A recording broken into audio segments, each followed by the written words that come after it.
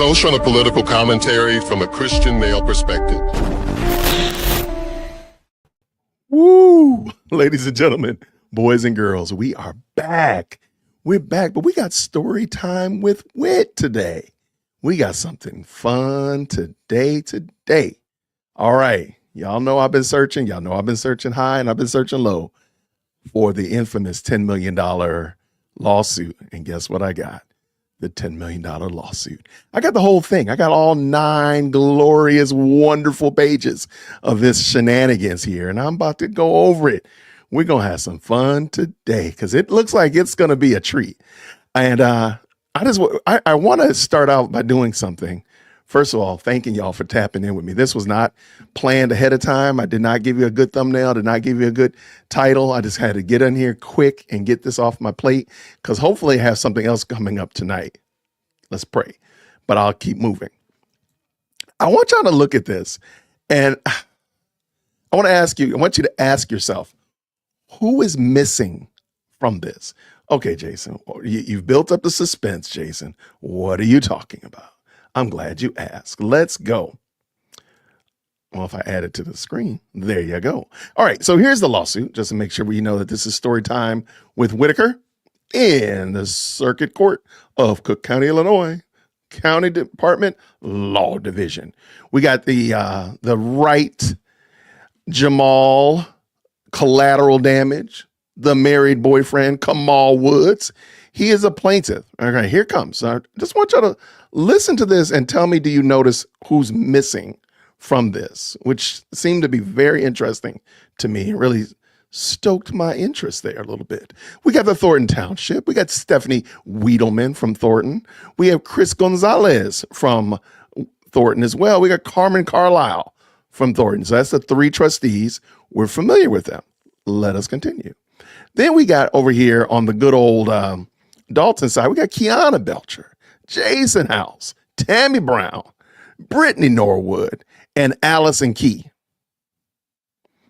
You notice anybody missing from there? Because those are the trustees that we're familiar with and the clerk, respectfully, that we're familiar with. But did anybody notice that there's some people missing? A person missing from there? Un momento, por favor. Hold on one second.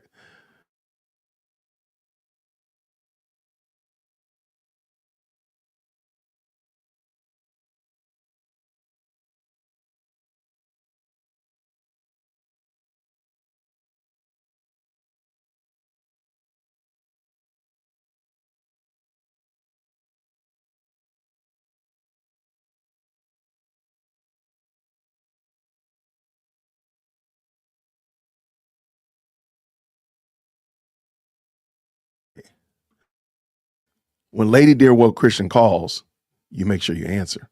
All right. Did anybody notice who's missing from this list? Why is Stan Brown not listed on here? Is there anyone else that should maybe possibly have been listed on here? Why are they not listed on here? Why is it only those people who are vocal and against, dare I say, at odds with Lady Henyard? Let's continue. We got Nikita Cloud. She catching hands. We got Jedediah Brown. He's catching it, as well as Lavelle Redmond. Let's go. Here comes the complaint. Let us go. Comes now the plaintiff, collateral damage, through the undersigned legal counsel. Oh, and we got to look up his attorney. When we get to the end, we need to look at his attorney because I think his attorney is going to cause you might get a little chuckle out of it. Let us continue. Through the undersigned legal counsel, law offices, I'm not going to worry about that, and brings this action against the Thornton Township, a political division of Cook County, Illinois. Township trustees, we already know them, but I'll just speed run through them. Wiedelman, Gonzalez, Carlisle, and the collective township trustees. All aforementioned defendants are referred to collectively hereafter as the township defendants. And then we got Belcher and House and Brown, Norwood and Key. The aforementioned defendants are referred to collectively herein as the Dalton defendants. Then we got Nikita Cloud, Jedediah Brown, and Lavelle Redmond. individual defendants, all the aforementioned, will be hereafter referred to as defendants. So we got the Thornton defendants, the Dalton defendants, and just defendants, the generic defendants, unleaded defendants. Let's continue. As shown below, the township defendants conspired. They conspired, y'all, with each other. The Dalton defendants, the defendant Cloud, defendant Jedediah Brown, to create the conditions to justify their illegal retaliatory employment discharge of plaintiff collateral damage as a township employee whom the township defendants target for dismissal because of political retaliation against his significant, dare I say, his side chick, other Thornton Township Supervisor Tiffany Henyard, further known as side chick. The conditions of the township defendants, created resulted in acts of physical violence being perpetrated against collateral damage, which were strictly politically motivated, were foreseeable, egregious, outrageous, and oppressive, and violated Illinois law, jurisdiction, and venue. The plaintiff and the defendants are citizens of the state of Illinois, including the Thornton Township, which is a political subdivision of Cook County, Illinois. This court has jurisdiction in this action. I'm just going to speed run through this. The factual background. Now, I do think it's funny. It just a little side note, just a little caveat real quick. It's kind of funny that you could file a lawsuit, but you didn't file a police report. That's gotta be some grade A, dirty, nasty work. You could file a lawsuit for $10 million, mind you, but you have no police report. Make that make sense. Let's go. Let's go. Because we're not gonna be here all night. We might come back tonight though. Let's go. In or about November 2022, wow, they went back historical. The township hired collateral damage as a full-time director of the at-risk youth program for the township. Plaintiff collateral damage is the significant other of side chick. Side chick was appointed as a supervisor of the township in March of 2022. That's there's a lot of problems in this little sentence right here. I think it's funny that they say the township hired him. I would love for them to show the minutes of the meeting where the trustees appointed, or rather agreed to hire this man. See, that's why I think this is going to be super problematic. I don't think they thought this all the way out to its full, as I like to say, illogical conclusion, because somebody could quickly just say, okay, if you're saying that he was hired on November 2022, can you show me his personnel file? Show me the job description. Can we see his resume in said file? Can you show me the minutes where Chris Gonzalez, Carmen Carlisle, and the such like that said aye and voted for him? Who made the motion? Who seconded it? Can we see those clerk notes? This is going to be a problem. Let us continue. Prior to becoming the supervisor of the township in May 2021, Side Chick was elected the mayor of the village of Dalton, Illinois.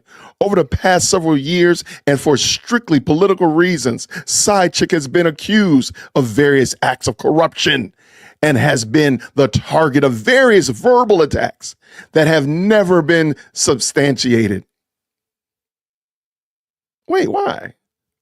Okay, nevertheless, these politically motivated verbal attacks and accusations have received extensive coverage in the news media as well as on social media. Go ahead and give me a shout out at least. Come on. Say, Dear Old Christian has been talking about it. Help me out, man. Come on. That way, it's kind of like hitting that like button. Help me out. Plaintiff collateral damage has been collateral damage. I didn't even see that coming. Plaintiff collateral damage has been collateral damage from these politically motivated verbal attacks and unsubstantiated accusations against his side chick, which have caused him to be caught in a whirlwind of political controversy and thus a political target. Many of the verbal attacks, unsubstantiated accusations, and political targeting have been perpetuated and coordinated by the township defendants, the Dalton defendants, and the defendant Cloud. This is so ridiculous. This case, I'm glad I'm reading it because it's not going to see the light of day. On information and belief, based upon information and belief. Let me get y'all bigger screen. Sorry about that. Based upon information and belief, the township defendants and Dalton defendants and defendant Cloud conspired with each other to hire defendant Jedediah Brown to stalk and harass collateral damage and his side chick for several months, including showing up unannounced at side chick's mother's house and other places where Jedediah Brown assumed collateral damage and side chick would be physically located. On information and belief, the township defendants and Dalton defendants and defendant Cloud considered collateral damage as a protector of the side chick and had concocted a plan to remove him as a township employee. Accordingly, effective January 29, 2025, the township defendants voted to supersede plaintiff's collateral damage suspend collateral damage from his position as director of the at-risk youth program, purportedly while they conducted an investigation into the plaintiff's employment activities. In my opinion, this case has no merit whatsoever. They really just want the township to settle. They want the township to say, here's $500,000, go away. They know good and well they're not going to get 10 million whatsoever, because any lawyer worth his or her salt is going to say, can you show me his work performance? Can you show me his work product? Can you show me some youth that were a part of this at-risk program? Who's his assistant? Who's the secretary? Where are the minutes, the notes? That's all they got to do. This case has no legs whatsoever. They're just hoping, they're praying that the townships will want to settle this and just get it out of the way and move on so they can go to greener pastures. This is a mess. Based upon information and belief, the township defendants decided to accelerate the termination of the plaintiffs to facilitate their ultimate objective. The township defendants, acting through the township trustees. Wait, so there's township trustees and township defendants. That's interesting. Okay. Entered an agreement with defendant Jedediah Brown to as a provocateur. That doesn't make sense. Hold on, let me see. Defendant Jedediah Brown to as a provocateur. That doesn't make sense. That sentence doesn't make sense. Am I going crazy? I need to clean my glasses. During a Thornton Township meeting on the evening of January 29th, 2025. During the township meeting, defendant Jedediah Brown, speaking on a microphone in the presence of many township residents, loudly used inflammatory and abusive language toward the side chick that had nothing to do with her responsibilities as the township supervisor, but which was intended solely to inflame collateral damage. This is crazy. Un momento. Collateral damage. After defendant Jedediah Brown engaged in a litany of scurrilous and inflammatory personal attacks against side chick, including attacking her status as a mother, her status as being non-married, and as a businesswoman. Defendant Jedediah Brown concluded by loudly referring to side chick as a female dog. How dare he? As videotape footage of the defendant Jedediah Brown's speech clearly shows, his language was strictly intended to incite collateral damage to react to the verbal attacks against his side chick. By his own admission, defendant Redmond came to the township meeting to protect defendant Jedediah Brown.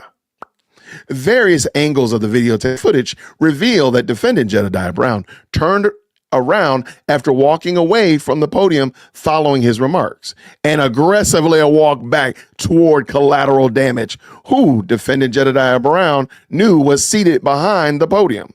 As defendant Jedediah Brown walked toward plaintiff collateral damage, defendant Jedediah Brown initiated the altercation and retrieved some type of instrument, which can be partially seen in the videotape, which he used to attack collateral damage. Defendant Redmond can also be seen hitting collateral damage with his fists during the altercation. Plaintiff collateral damage can be seen only attempting to protect himself. Oh my gosh, how terrible this is. Oh my gosh. On about February 6, 2025, the township defendants, hold on 1 minute. Wait up. All right, in the chat, y'all got to jump in. This is going to be interactive. Look at where we are on point 9 right here. We're talking about the fight. And notice where we are now. On point 10 is on or about February 6, 2025. What did we miss? Can y'all in the chat just let me know? There's 250 people in here already chopping it up. Great. Thank y'all for stopping by. Grace and peace. Can you tell me what we're missing though? What are we missing here?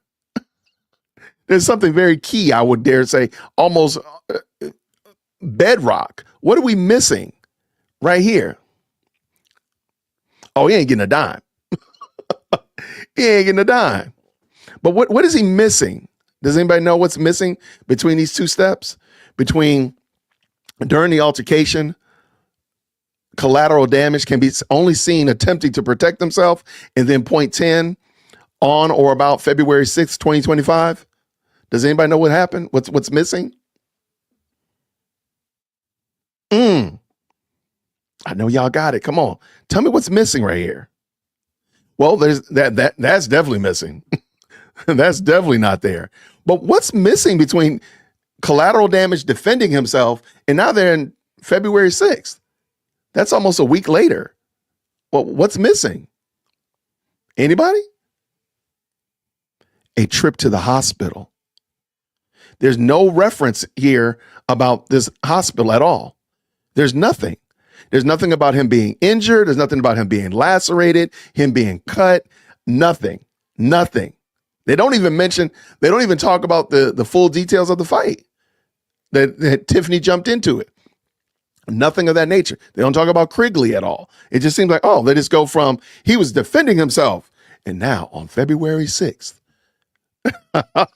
I think that is going to be very interesting. There's no medical report. There's no hospital visit. There's no police report. Nothing. For lack of a better term, if it wasn't for social media, we wouldn't know this fight existed. There's no other evidence to hold this thing down at all. There's nothing else to tie this to except what we know from social media. Shout out to everybody that was there, the news outlets and such of that nature. But really, there's no other reason to believe that this happened. There's no police report. There's no evidence, a knife in evidence with blood on it or anything of that nature. And there's definitely no hospital visit. Let us continue. On February 6th, give y'all back to full screen. On February 6th, 2025, the township defendants voted to terminate collateral damage, alleging for engaging in workplace violence. I don't remember that. I have to admit, I don't remember them saying that it was because of workplace violence, but rather they had done the investigation, because that was why they said they were going to suspend them with pay, was for an investigation. Now, I think workplace violence is valid for sure, but they kind of missed that. They're overshadowing the fact that they did investigation. They might have did investigation and said, hey, we don't see that you've been doing any work. We don't see that there's any real reason, because when they came back out of closed session, they didn't talk about why.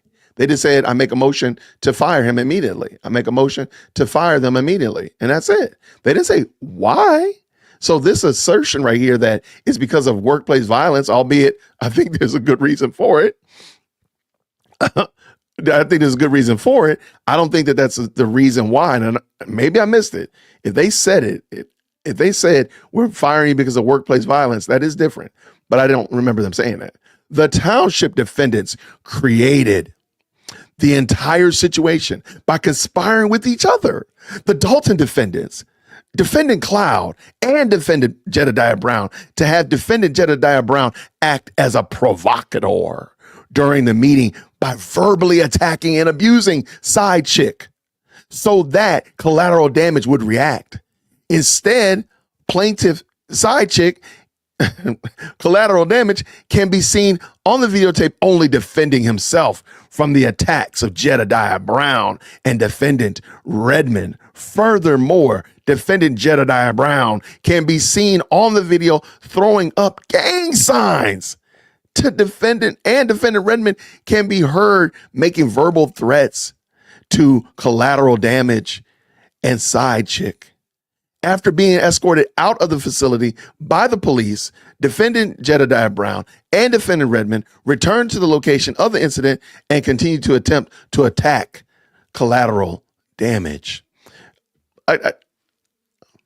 Y'all, this thing right here is actually making me lose my faith in Dalton police as well. I forgot about it. The police officer carried Jedediah out of the building, or out of the fray, if you will, right? It was a police officer.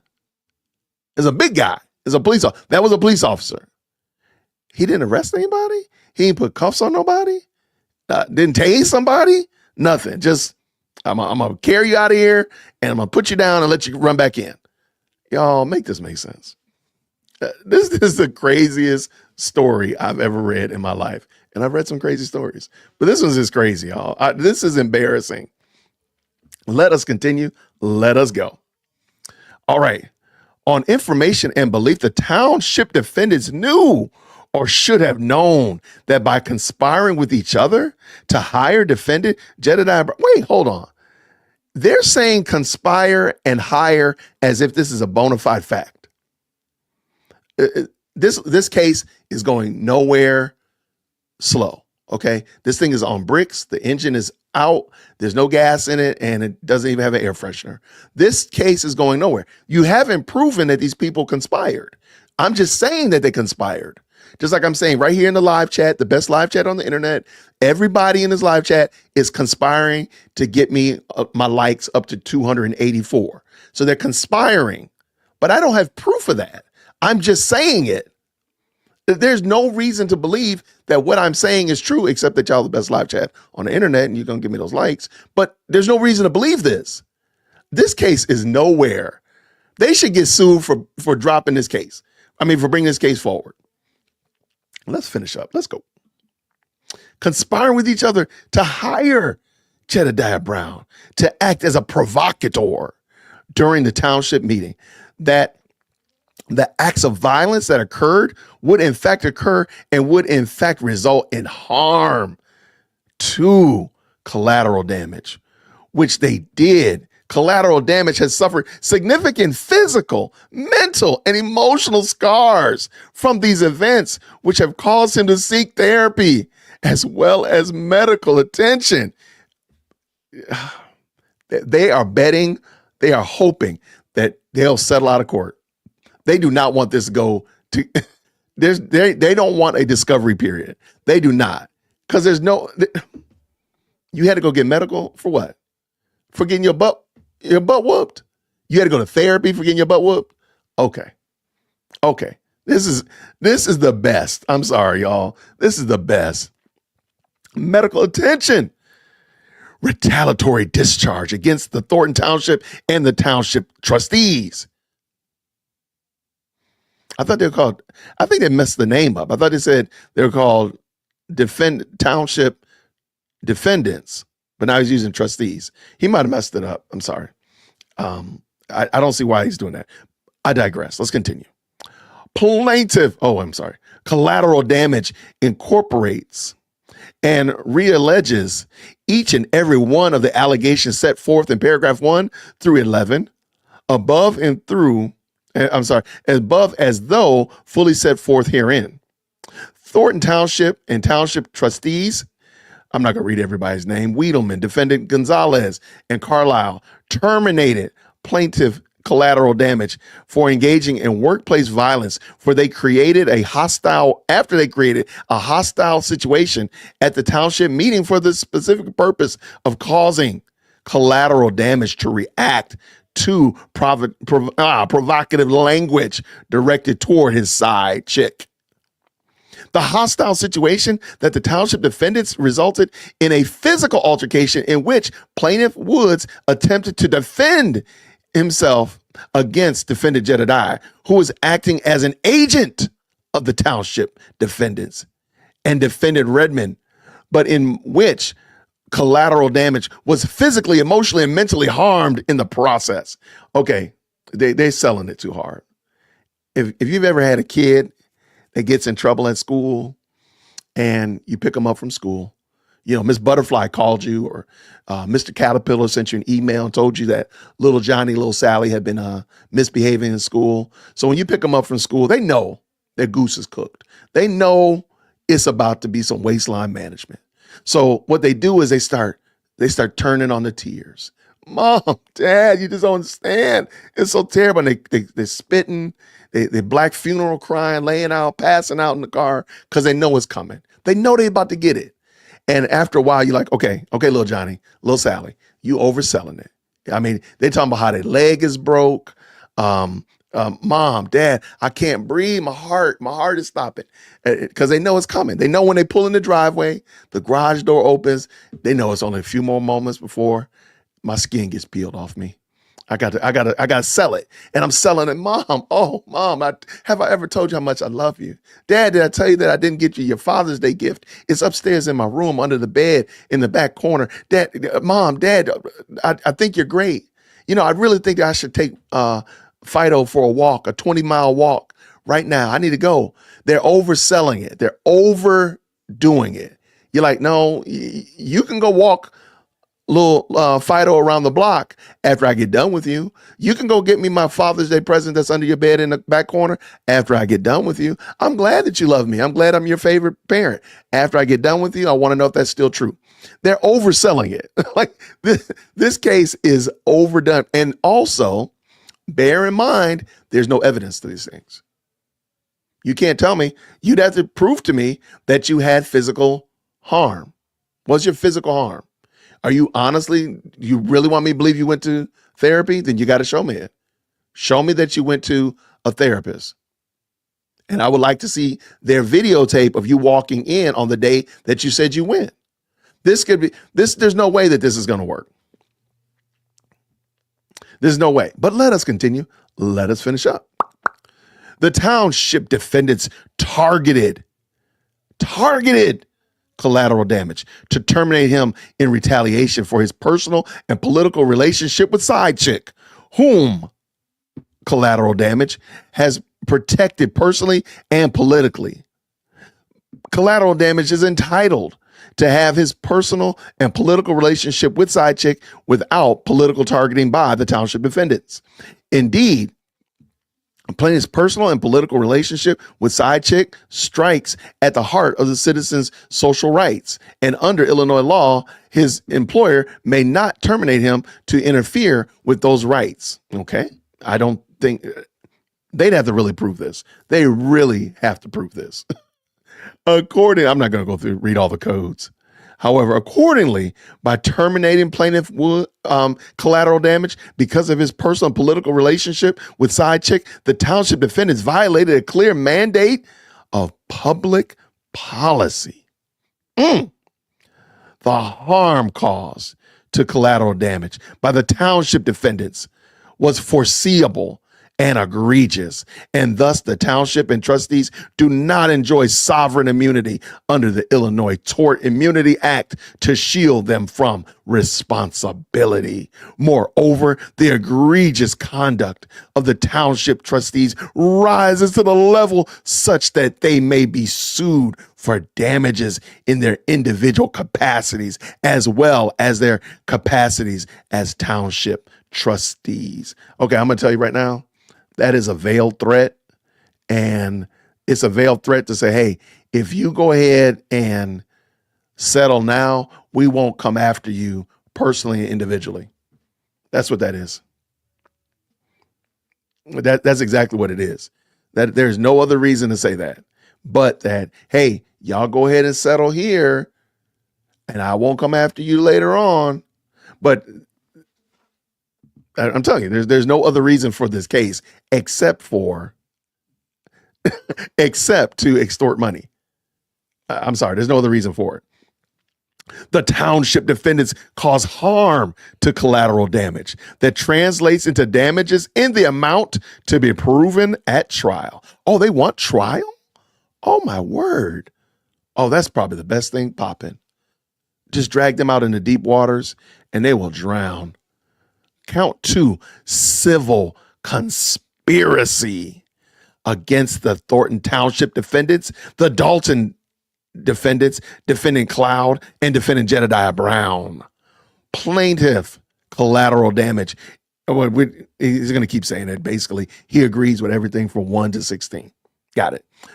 Thornton Township and township trustees entered into an illegal agreement, RICO, insert RICO here, with the Dalton defendants, defendant Belcher, House, Brown, Norwood, and Key, as well as defendant Cloud and defendant Jedediah Brown, to hire Jedediah Brown to act as a provocateur at the township meeting to incite collateral damage to react violently. The defendants entered into an agreement with the ultimate objective of giving the township defendants a justification to terminate collateral damage. Oh my gosh. This is the best. This is the best. I really hope, man, see, the reason I want this thrown out is kind of selfish. I'll be honest with you. I want it thrown out because Illinois law doesn't allow cameras in the courtroom. Because I would actually love to watch them try to argue this case that people conspired and such of that nature. I would love to see the discovery. Like, how are you proving that they conspired? What is your evidence to that point? Besides you saying it, of course. Because he's got just as much evidence that they conspired as he has evidence that the collateral damage went to the hospital. It's not there. It's not there. Y'all, this is a mess. Yo, shout out to my good people that sent me this. I don't know if she wants me to tell them, but shout out for this. All right, let's keep this going. Where are we now?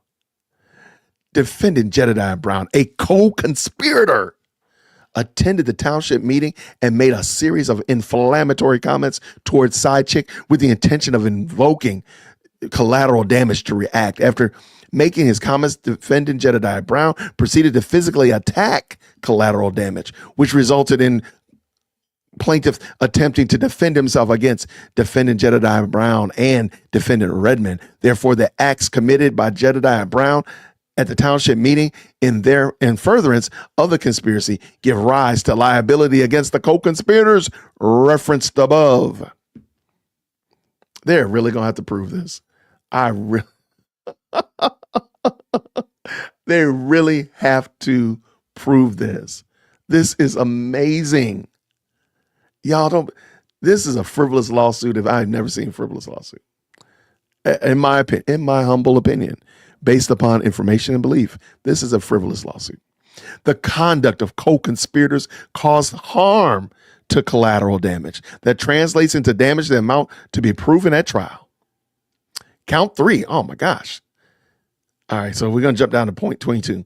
Defendant Jedediah Brown and Redmond committed assault and battery against plaintiff to collateral damage during the township meeting. Y'all, come on. This man's feelings are hurt. He got mollywopped and he is just mad. He's sitting in the corner still. He got waistline management. He's sitting over there crying. And you know how your dad or your mom say, be quiet, I'm gonna give you something to cry about. That's what this man is dealing with. Bless his heart. Y'all, poor collateral damage. He done went and got mollywopped. And then he had to go crawl up under his girl, his side chick, and then run over there to try to file up a lawsuit. Now, mind you again, I got this big screen mind you again, he's filing a lawsuit and he hasn't filed a police report. He's filing a lawsuit for $10 million and he hasn't gone to the hospital. I'm just saying, that's some nasty work. That is some grade A, top shelf, nasty work that you can find your way to the law office of, we'll see in a second, the law office in a second. You can find yourself to the law office, but you can't find yourself over at South Holland or wherever, police station or Copley Memorial Hospital, wherever. Okay. Hey. It makes perfect sense to me. I think it makes sense. I guess I'm supposed to believe that. Let us continue. All right, so they brought a meeting. Both defendant Jedediah Brown and defendant Redmond intentionally made physical contact with plaintiff collateral damage's body in an offensive manner and with the intent to cause harm to collateral damage. Collateral damage did not consent to such harmful physical contact. I do not consent to you beating my head into it. Oh my gosh. I don't accept this. I do not accept you beating my head. So would that have worked if can I call my dad and say, Dad, those spankings I got when I was a young lad, I did not consent to those. I'm gonna call my mom and say, Mom, I did not consent. I'm gonna exact from you $10 million for those spankings I got. I'm going to try it, but I got this bad feeling. In perpetuating the acts of civil battery against collateral damage, Jedediah Brown and Redmond cause harm to the plaintiff that translates into damages in an amount to be proven at trial. I would love to hear how you're going to prove $10 million worth of damage. Now, I understand you can they kind of make up those numbers sometimes, but I would love to hear okay, give me the justification for $10 million. Give me the justification for it. I got to get up on the get down. Why $10 million? Why not $40 million? Why not $4? How did you come up with $10 million? Punitive damages against the Thornton Township defendants, the Dalton defendants, defendant Cloud, and defendant Jedediah Brown. Okay, we'll skip 24, jump down to 25. The above referenced defendants engaged in egregious and outrageous conduct. I mean, it was outrageous conduct. It's outrageous. This is definitely, unequivocally a slap lawsuit. Absolutely, no question about it. Outrageous conduct that was intended to create the conditions for collateral damage to be subjected to workplace violence for the spurious purpose of improperly and illegally terminating his employment with the Thornton Township while the plaintiff was engaged in legally protected behavior. Whew, that's a long sentence. Why is it such a long sentence? What's wrong with y'all? All I want to do is I want to see his work products. That's all I'm going to ask for. Because Gonzalez and them, they can say very clearly, we fired him because he didn't do any work. There, problem solved. That's all they got to do. When we opened up his personnel file, there was nothing in it. We never saw anything, never heard anything about this at-risk youth program that allegedly he was running. We don't know anybody that worked there. We don't know any youth that were at risk that are now no longer at risk because they interacted with him. They don't work at his car wash. They weren't out cutting grass. He wasn't doing it. We know they ain't out shoveling snow. So no, we fired him because we didn't know what he was doing and we got tired of paying for that. That's actually pretty easy. Hey, Chris or Carmen or Stephanie, if y'all listening, write that down, clip it. These defendants have facilitated and engaged in deliberate violence and oppression. They oppressed him, y'all. They oppressed collateral damage. How did they oppress him, y'all? Let's finish up. The egregious, outrageous, deliberate, and oppressive conduct of the above referenced defendants cause harm to collateral damage that translates into damages in the amount to be proven in trial. Oh, wait, you asked for a jury. Plaintiff respectfully demands a jury trial on all the issues. That's again, there is zero intent for this trial to ever see the light of day. I'm saying this again. There's zero intent for this to ever see the light of day. This is a shakedown. This is a stick up. They done ran up in here, then pulled down the shiesty and said, stick them up. And there's no intent for this to ever see the light of day. There's no way. There's no way at all. They want them to hurry up, settle out of court, $200, $300, $400,000, and that's it. They're gonna break off the lawyer some, and then they're gonna go and do whatever they're gonna do. Him and Side Chick, but Side Chick probably gonna go to jail, so he might end up going back home where he should have never left. I'm messy. DearWokeC@gmail.com. Plaintiff respectfully demands a jury trial on all issues triable by a jury. I think that's interesting too, also because it's issues that are triable by a jury, and I need to look into that a little bit more. But I think that's giving him a little bit of room for a judge to step in and decide something. Okay. Oh, they're praying. They look. We need prayer. We need prayer for sure. I don't think that's what they talk about, Jason. Prayer for relief. Wherefore,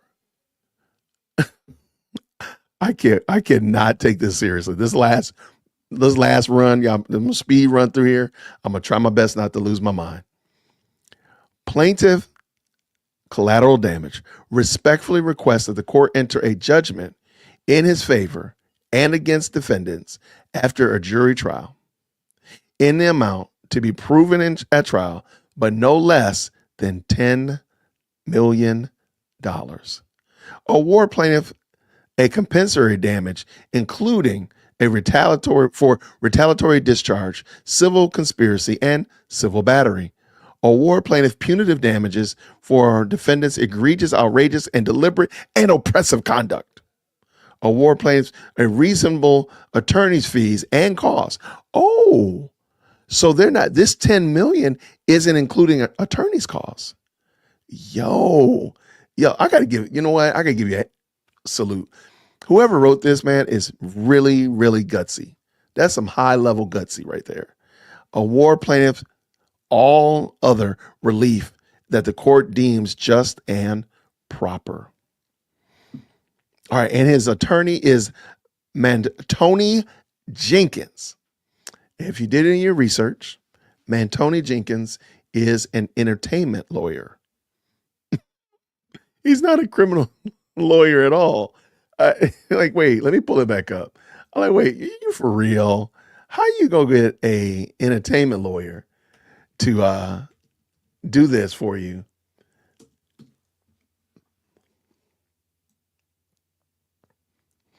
All right, so let's pull this in. Like, man, are you for real? These people are a trip. All right, let's pull this in. All right, y'all got it? Okay. All right. Specialize in commercial law and litigation. Okay, that's commercial law. Intellectual property, entertainment, and more. Okay. So this is the person that you tap for what was it again? Wait, so this is the person you tap an entertainment lawyer for something like, oh, here it is. Retaliatory discharge, civil conspiracy, and civil battery for egregious and outrageous and deliberate and oppressive conduct. Okay. All right. If that's what you think. and who's paying for this lawyer? I think that's a great question. So that is the $10 million lawsuit. I hope you get your money, man. I hope you get your money. I'm saying that as tongue in cheek as I could possibly say it. That is ridiculous. That is so bona fide, stir fried ridiculous. I can't take this seriously. I really can't. I just wish I could see it. I just want to see. I guarantee they've already sent a letter over saying, hey, well, we got this $10 million lawsuit. If you don't want to go to court, let's just do $1 million and let's settle right now. I guarantee you that's what they've done already. Let me see, because they filed this on the 14th, and today's the 19th. Oh yeah, they've already done. They've already tried. So they filed this on February 14th. So Valentine's Day, they filed this. Oh no, we riding this thing all the way to the wheels fall off, all the way to the end. Oh my gosh, this is crazy. I have never seen it. Well, yeah, I don't think I've ever seen this ridiculous before. But what do y'all think? Thank you so much, y'all, for jumping in. There's about 400 of y'all in here. Thank y'all so much. I'm glad that y'all tapped in and checked it out. Thank you so much, Mandy, for being a member for 7 months. She says $10 million. She might as well come out with her own Super Mare coin. Don't give her ideas. The Super Mare crypto coin would be crazy. Oh, what would be on hers? What would be the name of Tiffany Henyard's crypto coin? Meme coin. That would be hilarious. That would be hilarious. Okay, we'll work on that after we get done with our video montage. And by the way, I appreciate it. Looks like I got 11 so far clips of things that Tiffany says all the time, like clickbait and fake news and all that kind of stuff. I've got some funny ones. So please, if you have any clips of Tiffany, just some of those Tiffany-isms, I'm going to collect those the rest of the week. I'm going to put together a montage. And then on election night, we're going to watch that along with the election results. So feel free to send them, dearwokec@gmail.com. Let me open up my email real quick.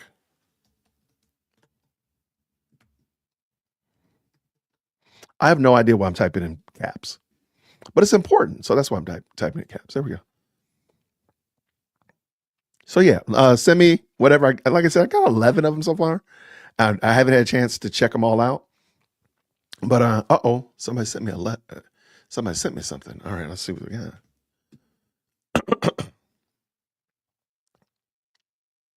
All right, real quick.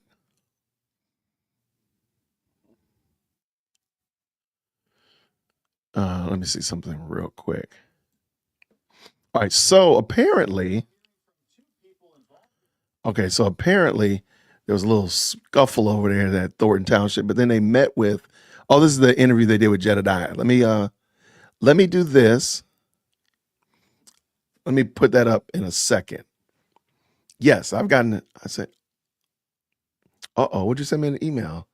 Oh my gosh, we need people sending me. All you people making me crazy. Let's see. All right.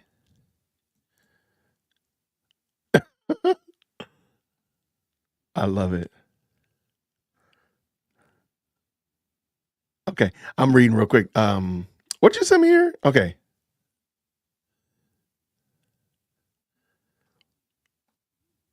Is this oh my gosh. Somebody graciously just sent me, who's this? This is Jedediah's case? Wait, which one is this one? All right, this is the which one is this one? All right, this is Jedediah's case. Wow. And then here's Mr. Lavelle Redmond's case. Oh my gosh. It's both of them. Oh my word. Man, why is this 17 pages long? Why is Jedediah's 21 pages long? Oh, you know why? Oh, okay. Here's something I've learned about lawyers. Girl, you made this making me sleepy reading this thing. Wow. Okay, so one of the things I'm looking, just kind of scanning Jedediah's case, they have a ton of case law in here already, right off the bat. This case is already, they have a ton of case law in it. And what I mean by that is they give you like, okay, this happened in, Brown versus the Board of Education, or Whitaker versus Dear Woke Christian, whatever. They have a lot of case law in this. I bet you it's the same thing with Redmond. Oh man, they're gonna hurt these people's feelings. Oh man. Oh, this is gonna hurt their feelings. Because this case is so much more. I mean, there's just so much more information in it. Like, for example, if you go back and look at the case that we just read, they don't give you any examples of why this is they don't say like, okay, for example, like let's go with conspirating. So he's saying that they conspired, right? But is there a case law that supports that it's wrong for them to conspire? Well, what's the case law? Of course, we probably would all agree, like, hey, if your kids are conspiring against you, that's probably a bad thing, right? But what's the case law? What's the case law that supports what you're saying? There isn't any. Here, as Lady Luck Club sent to me, there's a lot of case law already. Again, just scanning it, just looking through. All right, let's see. I see. I hear y'all. I hear y'all. All right. Okay, Rosa, I hear what you're saying. Rosa, are my likes looking right? Or let me see my likes. If my likes are looking right, we're reading it tonight. See, I did that? I'm a rapper. All right, let's look at these likes. Let's make sure these likes are on point. And then I'm going to go through it because it looks like it's going to be good. I might not read all the case law. My gosh. I mean, they are not playing. They said, look, you're going to know that this is real. Oh, come on, man. $1.25. Can a brother get a few more likes? Help a brother out. All right, I'm about to do this. Let's go.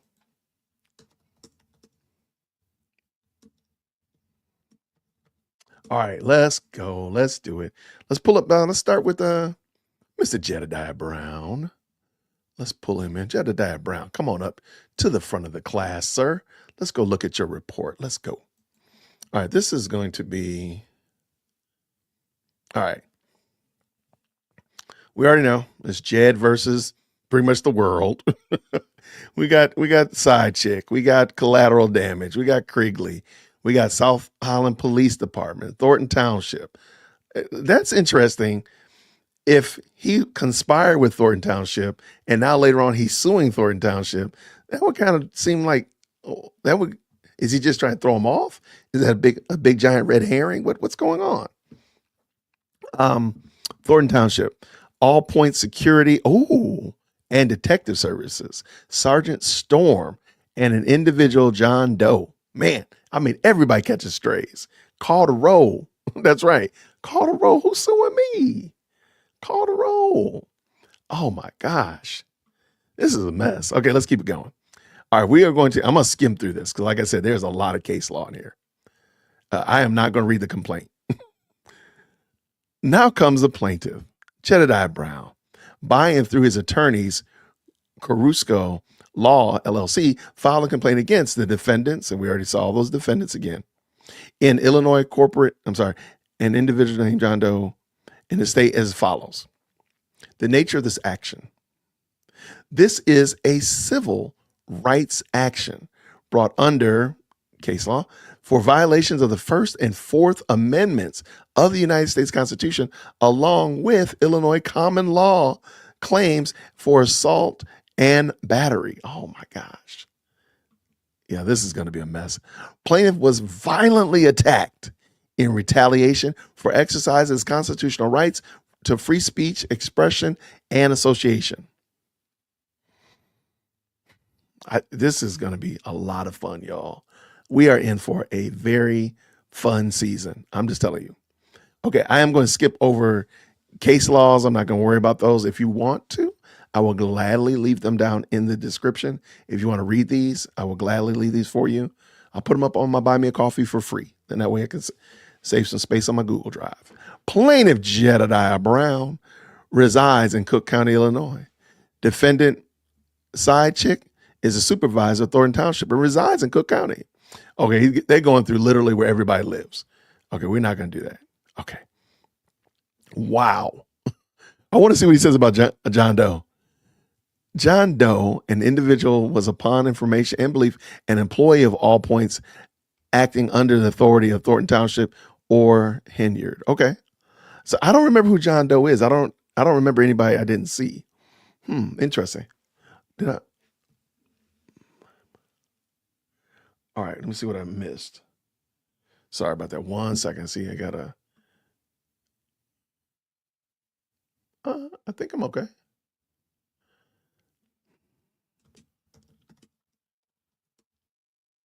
Oh, I didn't see. Hold on 1 second. What's up, homie? Oh, sorry about that. What's up, homie? Hey, just wanted to see if you wanted some help reading it, so get Let's everything in. let me get factual allegations and we'll jump back in. Okay. All right. On January 28th, 2025, a regular scheduled Thornton Township meeting took place where public comments were allowed. Was it the 28th or the 29th? Oh, no. Don't tell me that they got the wrong date on Kamal's. I feel like they have the wrong date on there. Hold on.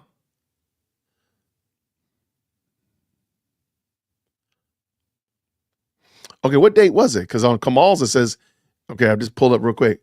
On Kamal's it says it's the 29th. What day of the week was it? It was on a Tuesday, wasn't it? I feel like I missed it all. Do you remember anybody? Bueller? The 29th was a Wednesday. It wasn't a Wednesday.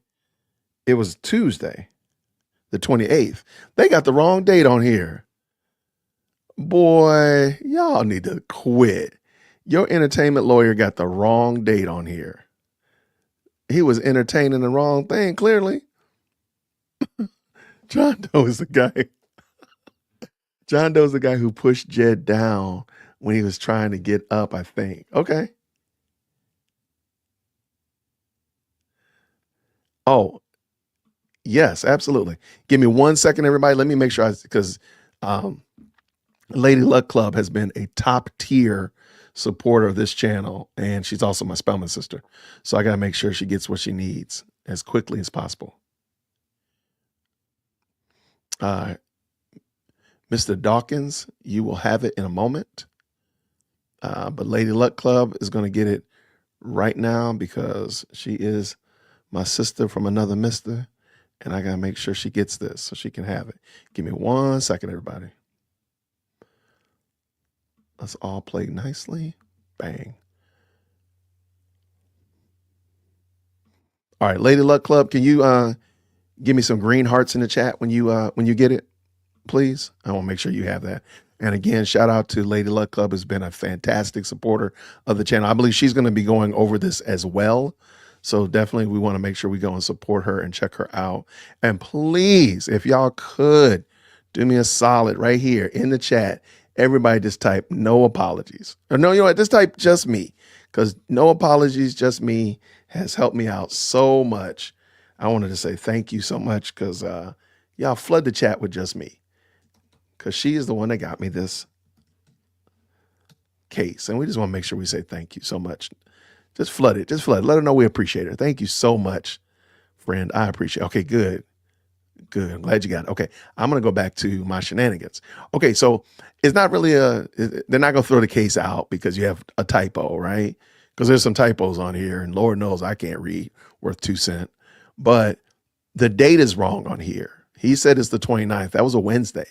The actual day of the Thornton throwdown was actually on the 28th. And that's not right. I mean, it's not really a big deal. I don't think it's going to change anything. It still needs to get thrown out. But I just noticed that, and I think that's pretty hilarious that they have the wrong date on there. But let's keep going. On January 28th, 2025, a regular scheduled Thornton Township meeting took place where public comments were allowed. Plaintiff, a well-known critic of defendant side chick, participated in the public comment portion of the meeting and made remarks directed at defendant side chick. As plaintiff was concluding his comments, defendant collateral damage approached him from behind in a menacing manner and called the plaintiff a B and threatened to hurt him. Defendant Lamarcus, I thought it was DeMarcus Quigley, but okay, is also called Lavelle Redmond a B, and that he threatened to hurt him as well. Woods and Quigley also stated that there was a green light on either one, both the plaintiff and Redmond, to physically harm them. Okay, that's interesting. Redmond intervened in an attempt to mediate and prevent any physical altercation between all the parties. Defendant Woods then physically pushed Redmond and swung at Redmond, prompting Redmond to defend himself and plaintiff by punching Woods. Woods then dragged plaintiff to the ground, and a melee ensued. Okay, I mean that's a pretty good breakdown of what happened. I think as I'm reading it, I can kind of visually see in my mind, like, oh yeah, that's what happened. That's what happened. Now, I think this is interesting that they filed this lawsuit on the 12th. They was not playing. They said, look, we're about to file this case. During the melee, defendant Hinyard, side chick, first physically attacked Redmond by hitting him with her microphone and physically attacked plaintiff by hitting plaintiff in the back of his head, back and head with her microphone while he was down on the ground. During the melee, defendant Crigley physically attacked plaintiff by kicking plaintiff in his face while he was down on the ground and while he was being held back, choked by Hinyard and Woods. I do think that's interesting that in collateral damages report, he didn't mention anything about Crigley. He mentioned nothing about it. You would almost think that he was fighting him. It was just him fighting alone against Redmond and Brown, not Crigley, Woods, Redmond, and Brown. Whew. Keep saying that. Upon information, I believe John Doe also kicked and stomped plaintiff during the melee and pulled him to the ground. Oh, so this is not just the security guard. This is a whole nother person. After being kicked in the face by Crigley, plaintiff was able to get to his feet and was confronted by Sergeant Storm, who was wearing all black with a vest indicating officer on it and was involved in the melee. Was involved in the melee. Sergeant Storm and John Doe, who were holding out to be security guards hired by All Points and the township meeting, were in close proximity and had an opportunity to prevent and de-escalate the altercation, but both failed to do so. Instead, Sergeant Storm picked plaintiff up and carried him to a separate room where John Doe also entered shortly thereafter and closed the door behind them. Both Sergeant Storm and John Doe grabbed plaintiff and began to wrestle him to the ground. While on the ground, Sergeant Storm physically restrained plaintiff against his will and hit him several times, banging the plaintiff's head and elbows against the wall and the floor. After fighting both men for approximately a minute and 30 seconds, wow, this is a wild story. Plaintiff broke free and ran out of the room. Okay, this is a gift. This is a whole gift. All right.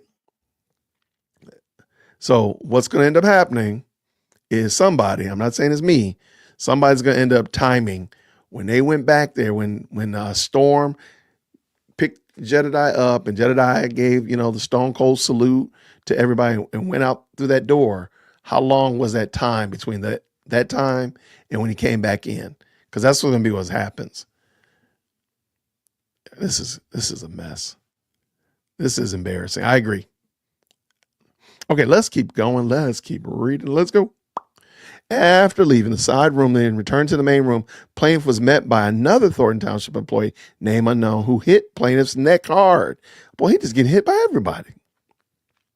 Shortly thereafter, plaintiff was pushed in the back by a female who, upon information and belief, was a companion of Crigley. Upon information and belief, Woods subsequently kicked plaintiff in the lower abdomen. After this, plaintiff exited the town hall and went outside, where residents who were present during the meeting invited plaintiff to sit in their car to avoid further physical altercation. After the melee, plaintiff noticed he was missing his 3 lower dental veneers. Oh, okay, gotcha. Due to the highly publicized meeting involved Hinyard, a majority of the melee was captured on several video cameras, both by residents filming with their cell phones and by news media with professional cameras. At least one of the videos revealed that one of the assailants in the melee had a knife. Upon information and belief, this assailant was associated with Woods. Wait, hold on. So they're saying there was a knife in the room? I've never heard that there was any knife in the room at all, except Bo Brindley. I hadn't heard that one before. He didn't mention that in that interview I sent you. No. Yeah, hold on. No. Yeah, I don't know about that one, man. Oh my gosh, smell it actually gets shenanigans. worse. It actually gets worse. Wait, 36. Further video of the melee reveals Krigley handing a bag to his female companion, which, upon information believed, contained a handgun. Oh my What? gosh. Well, That's hold on. made up. I'm sorry. No. All right, let me pull this in. All right, so What? all right, here's an interview. Here, let's cleanse our palate. Okay. Yeah, we're going over Jedediah's lawsuit. So if anybody's wondering, so real quick, let's pull in the interview that Jedediah did soon after that, the actual Thornton Township melee. All right, let's see what happened. Because I don't know about the handgun and the knife, my guy. All right, here it comes. We're now hearing from two people involved in a brawl that broke out at last night's Thornton Township meeting.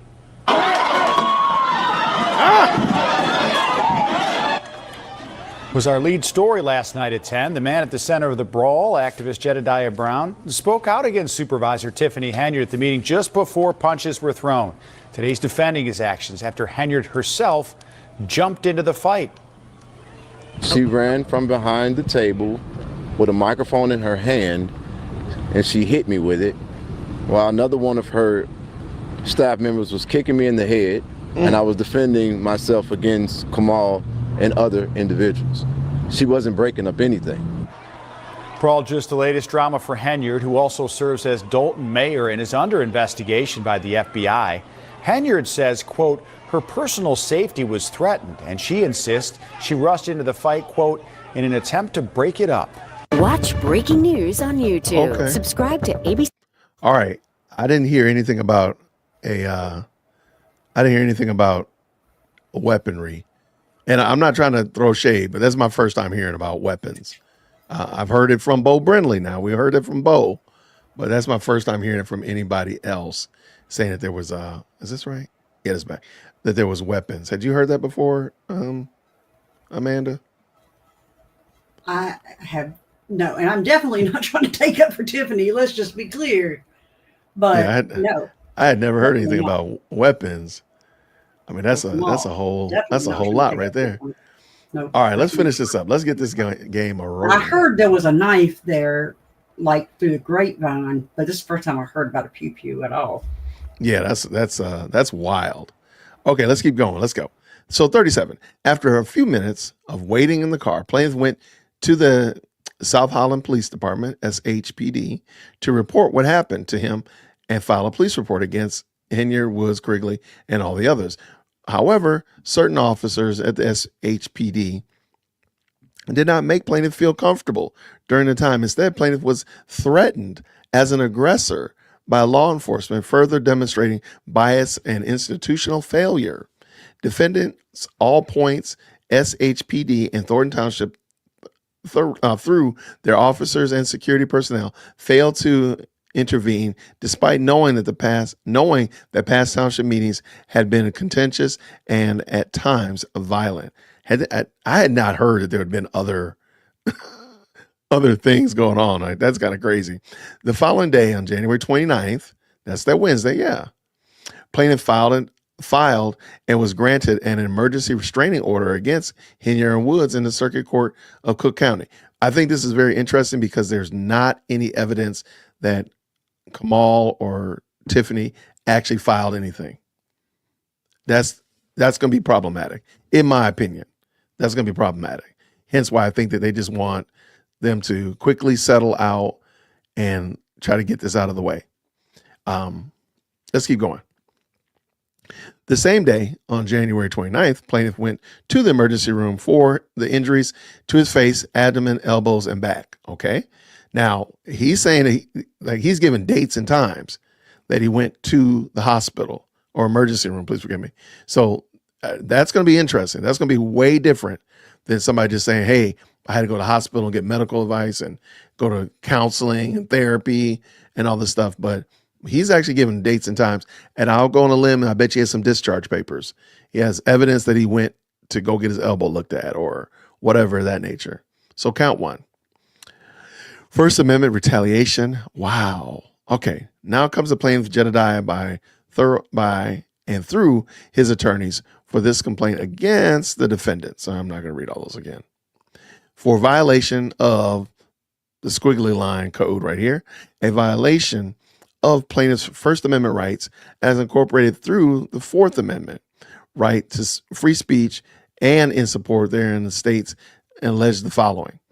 I don't know if it's a free speech, though. I know that sounds crazy. I don't know if that's free speech. I think the issue is that I don't think they fought him because he was speaking freely. I think they fought him because they wanted to fight him. I don't know. It's very well possibly could be, but I'm like, I don't think that's the problem. I don't think they did that because he was speaking freely. I think they just wanted to fight him. But let's continue. 41 through 40, number 1 through 41, plaintiff incorporates the preceding sentences are fully restated. Plaintiff was participating in a public comment period at Thornton Township meeting on the 28th. His speech was political in nature, criticizing township supervisor and a public official. Political speech in a public forum enjoys the highest level of protection under the First Amendment. See, I don't think they fought him because what he was saying. They fought him because they wanted to fight him. I really think that's it. The timing of defendant's attacks immediately after plaintiff finished his comments indicates the defendant's actions were directly motivated by his speech. Yeah, I hear you. I don't know about that one. Oh, sorry. The defendant, Hinyard, had a personal and political interest in silencing the plaintiff. The physical intimidation and attack served as a suppressed dissent, sending a chilling message to that criticism of Hinyard would result in violence or inaction by security forces. Okay. I mean, that's pretty good. Plaintiff was engaging in constitutionally protected speech during a public meeting. Defendant Hinyard, Woods, Krigley, Storm, John Doe, acting in concert, sought to suppress that speech through intimidation and physical force. Defendant's actions violated plaintiff's rights under the First Amendment of the Constitution. All Points Security, SHPD, Thornton Township, acted under control of law when they failed to intervene despite knowing that past meetings had been contentious. I don't think they had anything like this before, though. Their inaction contributed to the violation of the plaintiff's First Amendment rights. Defendants physically intimidated, assaulted, and allowed physical violence against plaintiff, retaliation for political speech, and critical of the government official. This constitutes a clear violation of the First Amendment. Okay. What do y'all think, real quick, before we go? In the chat. Do you think this is a First Amendment issue or just a good old fisticuff? Like, what do you think? If you think it's a First Amendment issue, drop a 1 in the chat. If you think it's a fisticuff issue, put a 2 in the chat. If you think it's I should have said that, or it's just an outright fight. I don't know. I think he's fine with all the other argumentation, but I just don't know if it's I don't know. I don't think it's anything that he said that brought it on. I think they just wanted to fight. A lot of people pointed out that Kamal Woods came in there with knee pads on. I think they already knew they were going to fight. When we looked at it like real slow, when we looked through it super slow, we could see Krigley and Kamal Woods, giving each other eye contact, like, speaking with their eyes. Is it really? How did you get that 3 on there like that? Oh, where did 3 come from? I thought I said 1 or 2.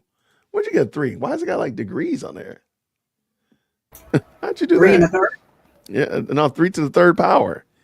Yeah, knee pads was crazy work, right? Like, okay, but okay, so I just think it's I just think it's outright hand throwing. I agree, status quo. Again, I think the rest of the case is still good, but I don't think it's a First Amendment thing. Like oh man, I gotta suppress your speech, so let me bust your lip. Like, I don't know if that's it. People always want to divert back to the First Amendment, but it's not always a First Amendment issue. Yeah, I don't know if it's always a First Amendment issue. Yeah, I don't know, and hear me. Look, this case I think this one is already better looking than the first one, but I'll let it slide. So let's go see what they want. There's a couple of sections here of what they want. Compensatory damage in the amount to be determined by trial, punitive damages against the defendants, and the malicious and willful conduct. Declaratory relief stating that the defendants violated plaintiff's constitutional rights, injunctive relief requiring Thornton Township to implement security protocols to prevent future incidents at all public meetings, attorney fees and costs, any such and other relief as the court deems proper.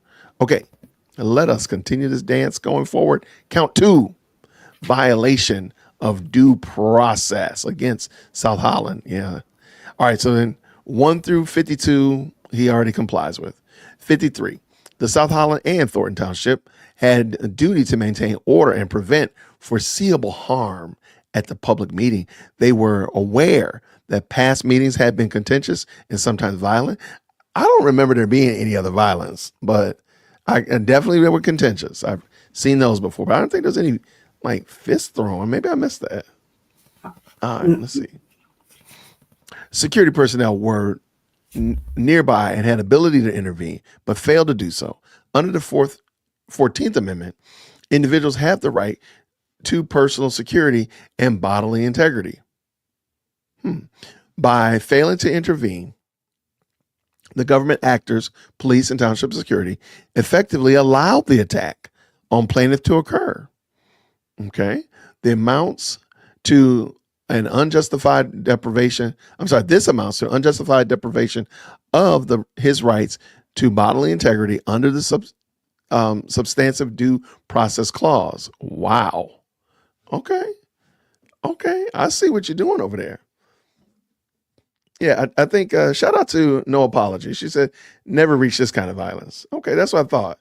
I didn't think they had ever had like fisticuff going on up in there. I might have been wrong, but I'm like, man, that's crazy. Okay, let's keep this dance going. This failure to act despite a known and immediate risk of safety constitutes a state-created danger, violating substantive due process. Hinyard, as an elected official in the middle of the township meeting, actively participated in the altercation. Her position of authority and government role mean that her physical attack was state action, not just a private act.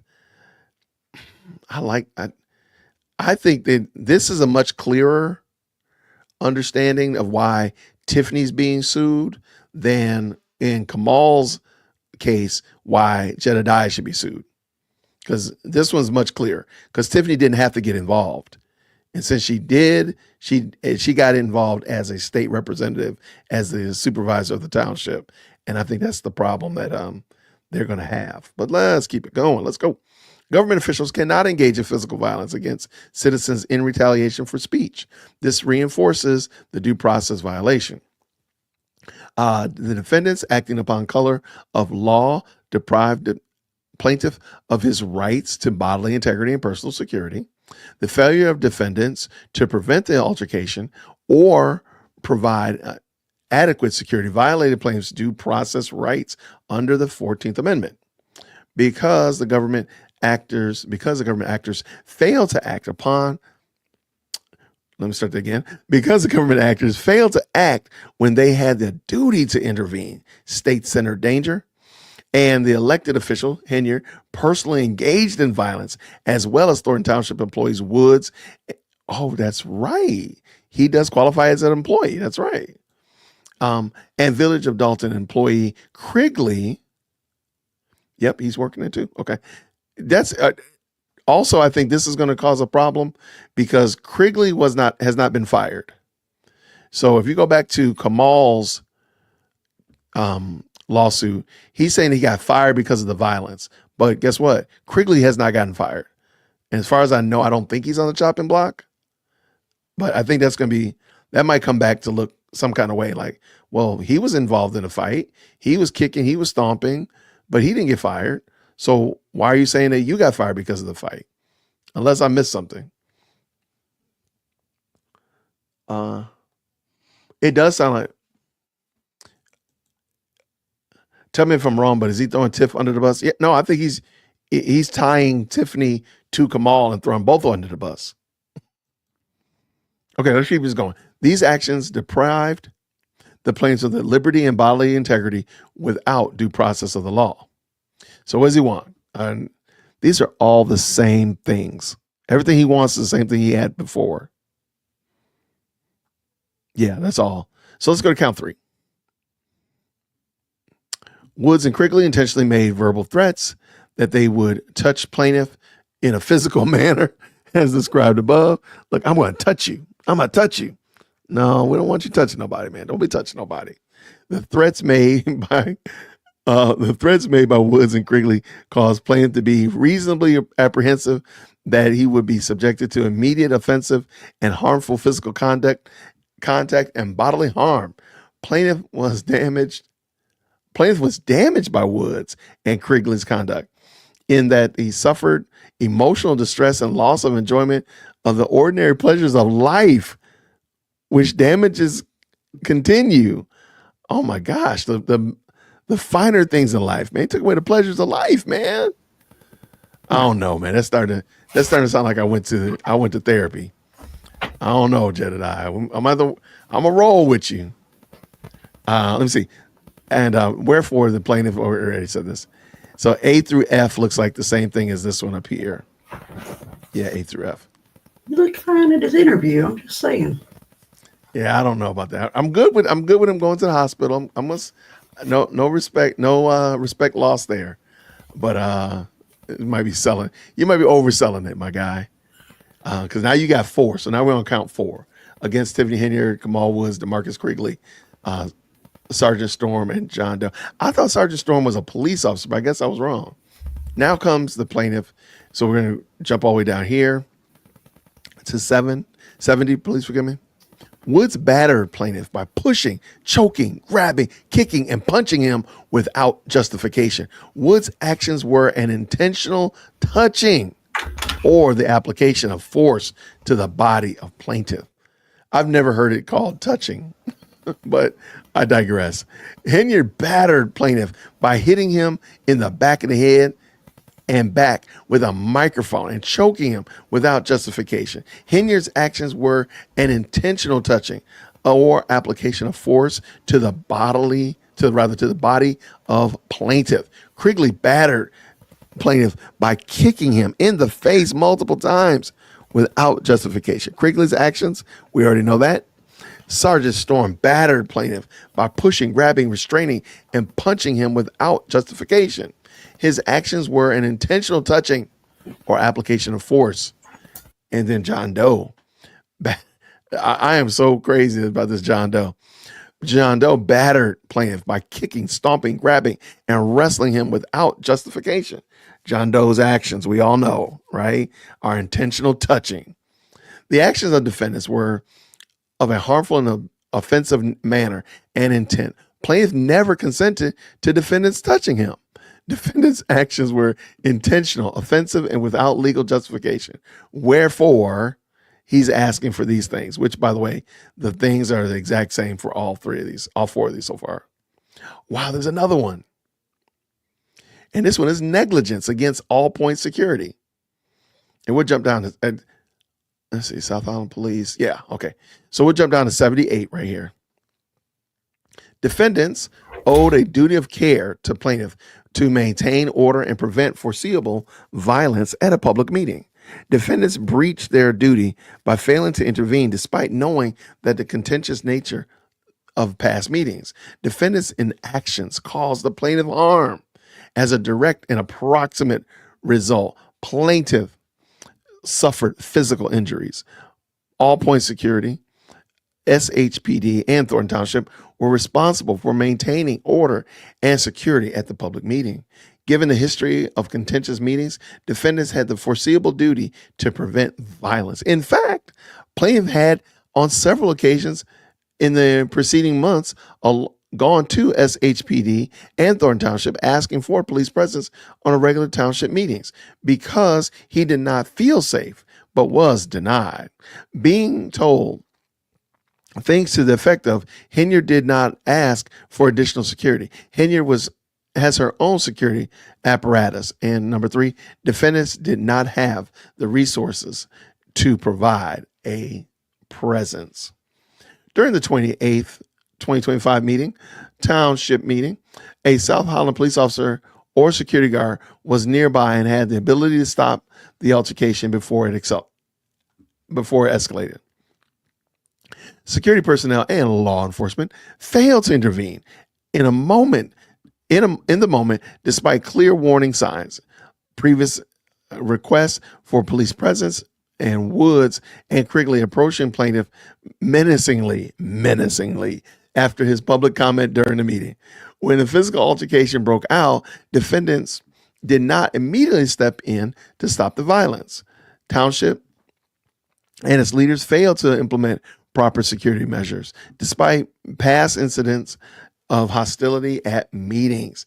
Because law enforcement and security failed to act, the situation escalated, leading to physical violence against the plaintiff. Had security or police intervened in time, the physical attacks could have been prevented. Plaintiff was physically attacked by Woods, Henry Quigley, and Sergeant Storm. Plaintiff was placed in immediate danger due to Woods and Quigley's aggression. Plaintiff experienced emotional distress and physical harm as a result of defendant's failure. Because of all points, we'll just jump through that. Because the defendants failed to take reasonable steps to prevent foreseeable violence, they breached their duty of care. This breach directly led to plaintiff's harm, making them liable for negligence. All right. And I think these are going to be all the same. Wow. He has a sixth one. What is this? Oh, false imprisonment. Not wow. False imprisonment. Not false imprisonment. I'm sorry to laugh, but false imprisonment. He got picked up and carried out of the room because he couldn't control his temper. I don't. Oh, you caught me yawning? Oh, yeah, yawning. I did? Okay, my bad. I didn't see him get taken out of the room that long. No, they picked him up like a toddler and carried him out. Right, but I didn't see so what? Off his feet. Yeah. Okay. Yeah. But was he gone that long? 90 seconds? I mean, that's what they're saying. I don't. Not right. I didn't see he was gone that long. It was his fault though that he kept jerking away from him going back to the fight. Yeah. Okay. Let's go. I'm gonna jump to 95. Plaintiff was knowingly and completely restrained by Sergeant Storm in a private room with the door closed and while being physically attacked. Sergeant Storm acted without having reasonable grounds to believe that plaintiff committed an offense, as he was a direct witness in the middle of the melee and saw Woods and Quigley start the brawl. The confinement was through physical force, physical barrier, and a threat of physical force. Wherefore, we're going to say that, oh, wait, there's more, though. There's new stuff. Oh, they just label these different. They didn't label these the same way they label the other ones. The other ones are A through F, and this is G through L. Interesting. Excessive force. Oh, man. He hitting the brother with excessive force. 1, 2. Jumping to 98. Plaintiff was knowingly and completely restrained by Sergeant Storm in a private room with the door closed and physical attack by Sergeant Storm. The confinement was through physical force, we just said a physical barrier and a threat of physical force. Storm acted under the color of law, acted without having reasonable grounds to believe that plaintiff committed the offense, as Sergeant Storm was. He already said this already. 101, without regard to his underlying intent or motivation, Sergeant Storm's actions, picking up the plaintiff and taking him to a private room to physically attack him with the door closed, were objective and unreasonable in light of the facts that the circumstances confronting him. Wherefore, Jedediah asked for these things. So yeah, A through F, this is right. Wow. Common law intent of infliction of emotional distress upon against all defendants. Wow. I think his lawyer is better.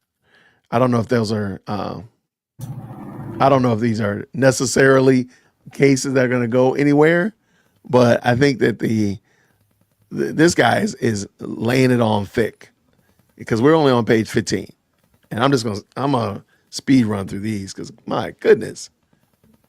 All right, what's the problem here? We're gonna jump to 102. Oh, I'm Okay. sorry. My bad. Let's go. Defendant's conduct described above physically attacked plaintiff in retaliation for engaging in free speech in a public forum was truly extreme and outrageous and goes beyond all possible bounds of decency. Defendants either intended that the conduct would inflict severe emotional distress or knew that there was at least a high probability that their conduct would cause severe emotional distress when they retaliated against the plaintiff. Whew. Plaintiff suffered severe and extreme emotional distress from the defendant's actions. Defendant's conduct actually and proximately caused plaintiff's emotional distress. A defendant in a tort case must take his plaintiff. Okay, so this is why I said I think this case is a lot better, because he gives case law rather than just delineating what happened. Must take his plaintiff as he finds him, even if he is more susceptible to injury than the average person. And they give the case law their example. Wherefore, a plaintiff, Jedediah Brown, requests the judgment to be entered against defendants Tiffany Henyard, Kamal Woods, DeMarcus Crigley. So yeah, it says DeMarcus Crigley here, but earlier it said LaMarcus. And a Dalton employee, South Holland Police Department, Thornton Township, Sergeant Storm, and John Doe. All right, what does he want? Same thing. Wow, we're on 9 now. Conspiracy under, what kind of conspiracy? Let's go jump down to 107. Let's see. 107. Plaintiff was deprived his constitutional rights when he was physically attacked in retaliation for engaging in free speech in public forum, criticizing the actions of Henyard as township supervisor. Okay. Furthermore, during the township meeting on the 28th, 2025, the topic of whether Henyard's boyfriend Woods would be terminated from his employment with the Thornton Township was discussed according to the agenda and voted upon. Okay. During the regular meeting, the township trustees voted to terminate Woods' employment. However, if the regular meeting could not be adjourned properly, then the vote would not formally go through. Okay, let me see if I got that right. Okay, this is what I thought would happen at that meeting if they had not adjourned properly. But somebody told me that they can adjourn, and they did adjourn it properly even after the fact. They did. So I think this is not as good a point as he initially thought it would be. But let's continue. Upon information, I believe Woods and Henyard made an agreement. Oh, wow. They got a new agreement. They got a new conspiracy now to deprive plaintiff of his constitutional rights of freedom of speech by physically attacking him during the meeting, which would cause the suspension of the regular meeting and in so doing, suspend Woods' termination from Thornton Township. Okay. That's what I thought was happening. Okay. That's a good theory. I'm good with that conspiracy theory. Every now and then a good conspiracy theory is all right. There was an actual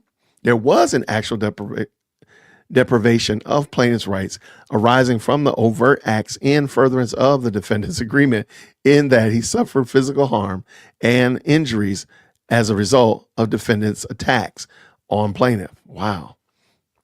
Wherefore the plaintiff, Jedediah Brown, requests that the judgment be entered against defendant Tiffany Henyard individually and in her official capacity as Thornton Township supervisor, against Kamal Woods individually and in his official capacity as township employee, and that the court award him the following relief. All right.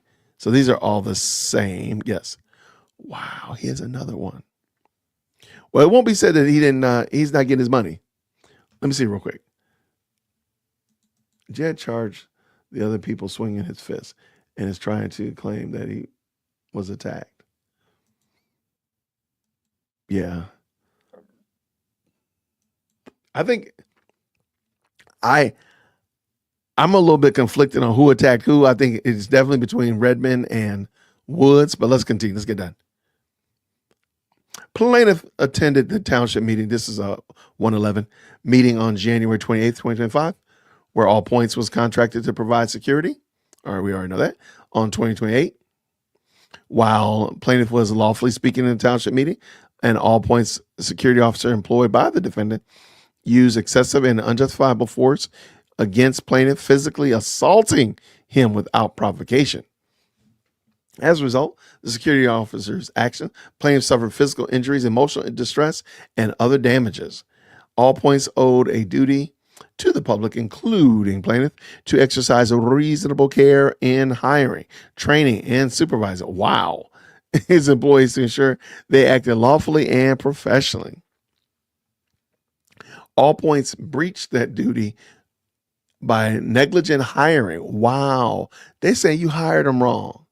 Employing unqualified or improperly vetted security personnel, failing to conduct background checks, and or hiring individuals with a history of excessive force or misconduct. I wonder, do they know something about this guy? It sounds like they know something about him.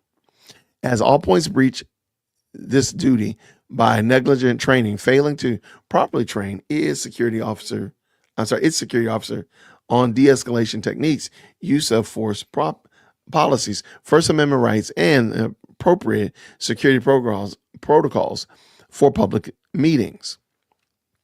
The defendant breached the duty by negligent supervision, failing to monitor, discipline, or remove security personnel who engage in excessive force.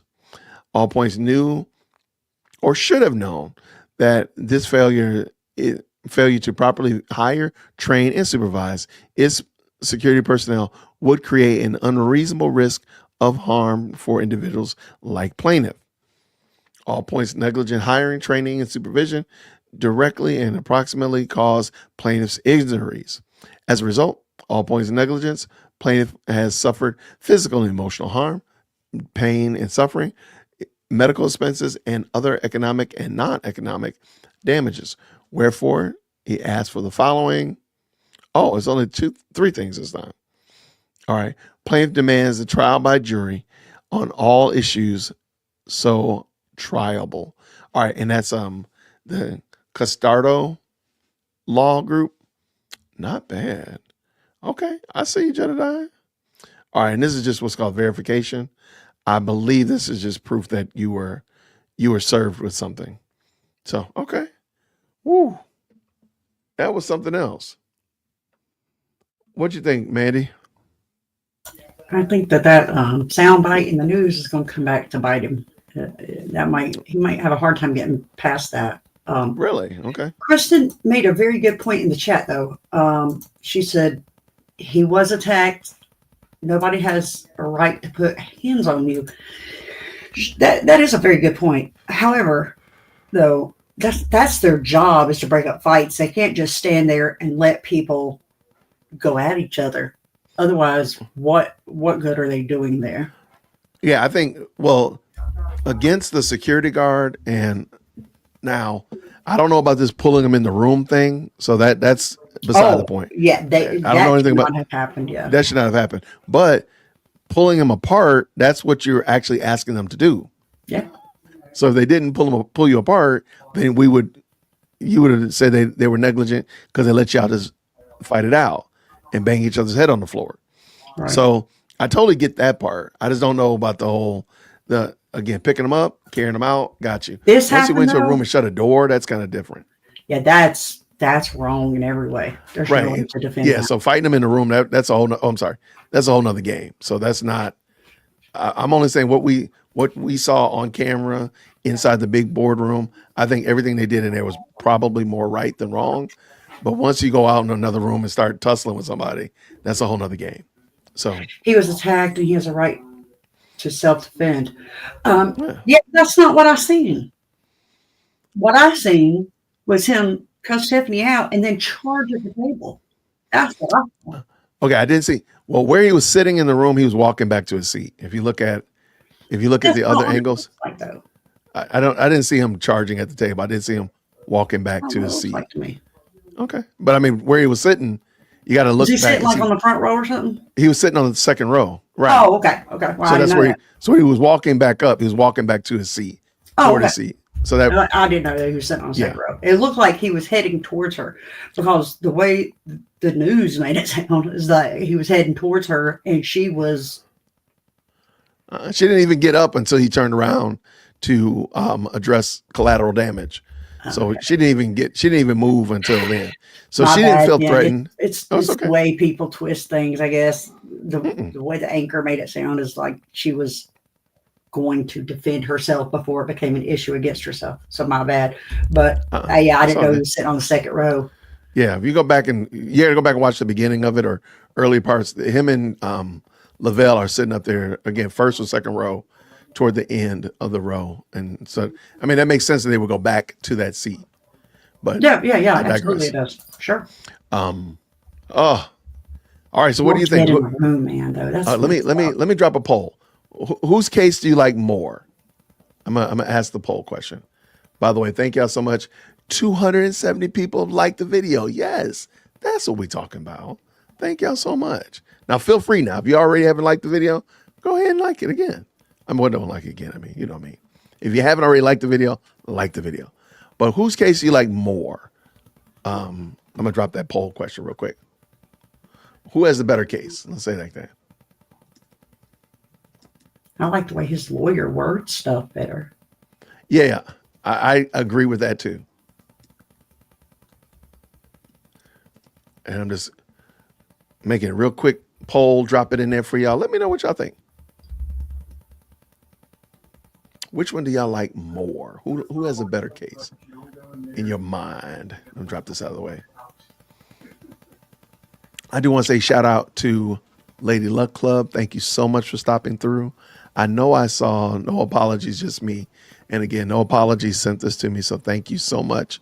No Apologies. Thank you so much, Lady Luck Club, for sending me these cases as well. Where are they? I'm trying to say it. I think I saw White Label Consulting was in here. There you go. You want me to add one for neither? Oh man. Okay, I was just making you have to decide one or the other. You got to decide one or the other. Because if I edit it, I have to start it all over again. The current moment, okay. Okay, only 50 people. So let me restart it. Let me redo it. Okay. All right. Who has a better case? Who has a better case? See now. I gotta go with Jedediah at this point. All right. Woods, Brown, and. Oh, okay. And What You Mean. We're gonna bring back some What You Mean real quick. All right. No call to roll? I could have did call to roll. Okay, there we go. All right. We out of control. Okay, here we go. So here's a poll question. Get it up to 100 as quick as you can. Who has the best argumentation? Or who do you think has the best case? Woods, Brown, or call to roll? Also known as neither. Is that good? Is that good? No apologies, just me. Is that okay? Make sure I'm doing it right. Give the audience what they're asking for. All right. So she said avoiding fights will come into play on these. Now, I agree 100% on that one. I don't think there's really a good case that the fight was imminent, like there was nothing you could do. I'm not certain that that's the case on either of them. So I think that Wyoming gal, thank you so much for that. I think that's going to come back for sure. But let's just pretend that the fight was imminent. There was no way to get around it. There's no way to get away from it. It was there. Who's the worst person? I have my opinions, but I want to hear what y'all think. I definitely think that Jedediah's lawyer did a better job of articulating and painting the picture, so to speak, of what happened versus Kamal's. I feel like Kamal's did not fill out all of the nuances like Krigley. He doesn't talk about Tiffany jumping in there. You would really think it was two people versus one, the way he wrote it. Now, did Jedediah add a little bit of flavor and a little bit of extra garnish to it? Absolutely. Absolutely. But I think that one is a much better telling of what happened. It's definitely what we saw. That's standard in lawsuits. Only like 67 votes. Come on, y'all. All right, let's see. Dear Woke, send me a link, please, so I can see if I can. Oh, yeah, I told you can come on. Absolutely. I'm sorry about that. This is for Chicago Red only. All right, let's make sure that your mic and all that good jazz work. Okay, a lot of people have mentioned this too. By the way, Wyoming girl, they think Krigley is a. I mean, Krigley was wilding out. I mean, he kicking people. He's up on tables, soccer kicking. I mean, it was wild. Yeah. Definitely. I told you in my initial video, I said I would go with Krigley, Woods, Lavelle, Brown. If they had to say who was going to jail first, definitely Krigley, definitely Woods, then Lavelle, then Brown. If they had to take all four of them, what order would they do it? But Krigley, in my opinion, should have definitely, even more than Woods, in my 2 cents. Because Hasbro doesn't make something a certain way. Okay, let's see. I've got that power line. All right, what we got here? Grabbing a chair. Yeah, Krigley did have that chair. You're right. So this is gonna be good. Hey, real quick, do y'all I'm waiting for Chicago Red to jump in, but as we're doing this, are y'all thinking that Tiffany's gonna really drop some receipts tomorrow? Yeah, Yeah. like she dropped them the other day. Oh yeah, she dropped tons of receipts, all kinds of receipts, all over the place. Just She spread them receipts. throughout the whole day. Yeah. Yeah, receipts palooza, all over the place. It's all over the place. It's all over the place, man. Do y'all really think she's gonna drop receipts? I'm gonna look real quick on her channel. I'm gonna say absolutely no way at all. What is Alicia? What's going on, Alicia? Oh man, come on, yo, we got the people up in here. Who done put out the bad signal? We got all the good folk that's showing up today. Now, Alicia Nicole, if you're not familiar, Alicia Nicole is our gangster reporter. She makes sure that we got this stream. If it's not getting the stream from Critical, if we're not getting the stream from No Apologies, Just Me, we got our stream from Alicia Nicole. Shout out to Alicia Nicole. If I can get the moderators, could y'all help me out, please? And make sure people like Lady Luck Club and Alicia Nicole's information is dropped in the chat, because we want to make sure we support good content creators, especially as we're rounding these bases here at Dalton. We got to make sure we follow them, because we got to keep up with them, make sure they're doing what they need to be doing the right thing. So shout out to Alicia. Thank you for stopping by. Oh no, there's not going to be any. I'm looking right now. There's going to be nothing dropped. Nothing's going to drop. All right, let's see what Chicago Red got. Mute your mic, Mandy. Yeah, I'm gonna go down. All right, let's see what we got. Chicago Red. Let's see what we got. Uh-oh. She working on it. Okay, I'm gonna put you back while we wait. Give you a second. As soon as I see it pop up, I'll bring you back on. All right. But no, appreciate you stopping through for real, for sure. Thank you so much, Alicia. And yeah, please make sure that moderators, if y'all could make sure we drop Alicia's and all these great content creators.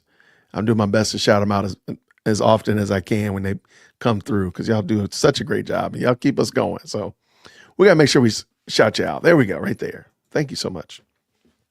All right. I'm over here looking at Tiffany's YouTube channel, and I'm going to go on a limb and say there's absolutely, unequivocally nothing going to happen. Not a bit. Is this a pipe dream? There's no reason to believe that she's going to drop any new data, any new information. Oh, there we go. Let's see what we got. Hey there, young lady. How are you? I see you, but I can't hear you. How are you? There we go. Ladies and gentlemen, put your hands together. We got Chicago Red in the building. How are you? I'm good. How are you? No complaints at all. None whatsoever. I can. Absolutely. You're a little bit delayed, but I can hear you. No problem at all. Okay. All right. All right. So how are you doing? Okay. Tell me what you think about these cases. Who's getting is Kamal going to get the $10 million if you're on the jury? How are you? Oh. Is Kamal getting his $10 million if you're on the jury? No. Oh man, you're breaking up. What? Nope.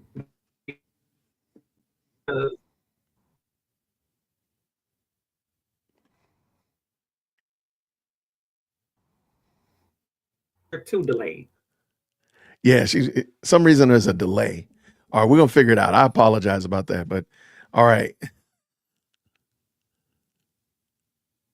Anyway, I was asking, is Chicago Red gonna award Kamal that $10 million? But I feel comfortable in saying that she said absolutely no. Absolutely not. But no, that was cool. Thank you so much for stopping through, and you got the link to follow on through. I know Lady Luck and Alicia. Matter of fact, let's just do it. Let me just, you know what? I've never done a panel, so let's do that. Alicia and Lady Luck, why don't y'all follow on through? No, it's okay, Chicago Red. If you get back in, we got you. No problem at all. We got you. But yeah, I think this is going to be a very interesting. What I was going to say was, I think this is going to be interesting because if this case drags out into an actual trial, that is going to be amazing for them to have to prove all this stuff that they're saying, whether it be so-and-so went to jail, I'm sorry, so-and-so went to the hospital, this, that, and the third. They're going to have to prove that. And I think that's going to be very, very unfortunate because I don't think it's going to work for them like they think it will. But we'll see for sure. We will see. No apologies. If you got time, come on, jump up in here. I know I'm just putting y'all on the spot. It's too early for you to be running around with your bonnet on. So come on, jump up in here. Come on. All right, what we got? Did I drop the link? Okay, there we go.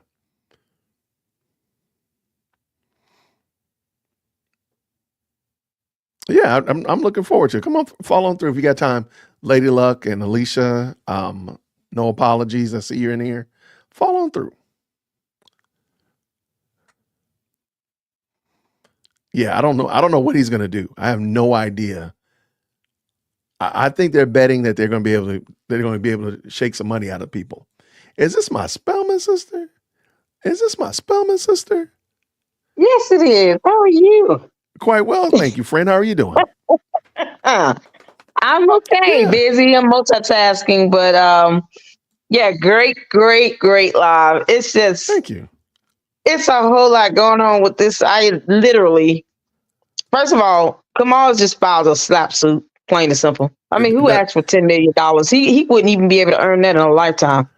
So, Explain, and I didn't do it. I'm sorry. I should have done that. Can you explain what a slap lawsuit is, just in case people aren't familiar with that term?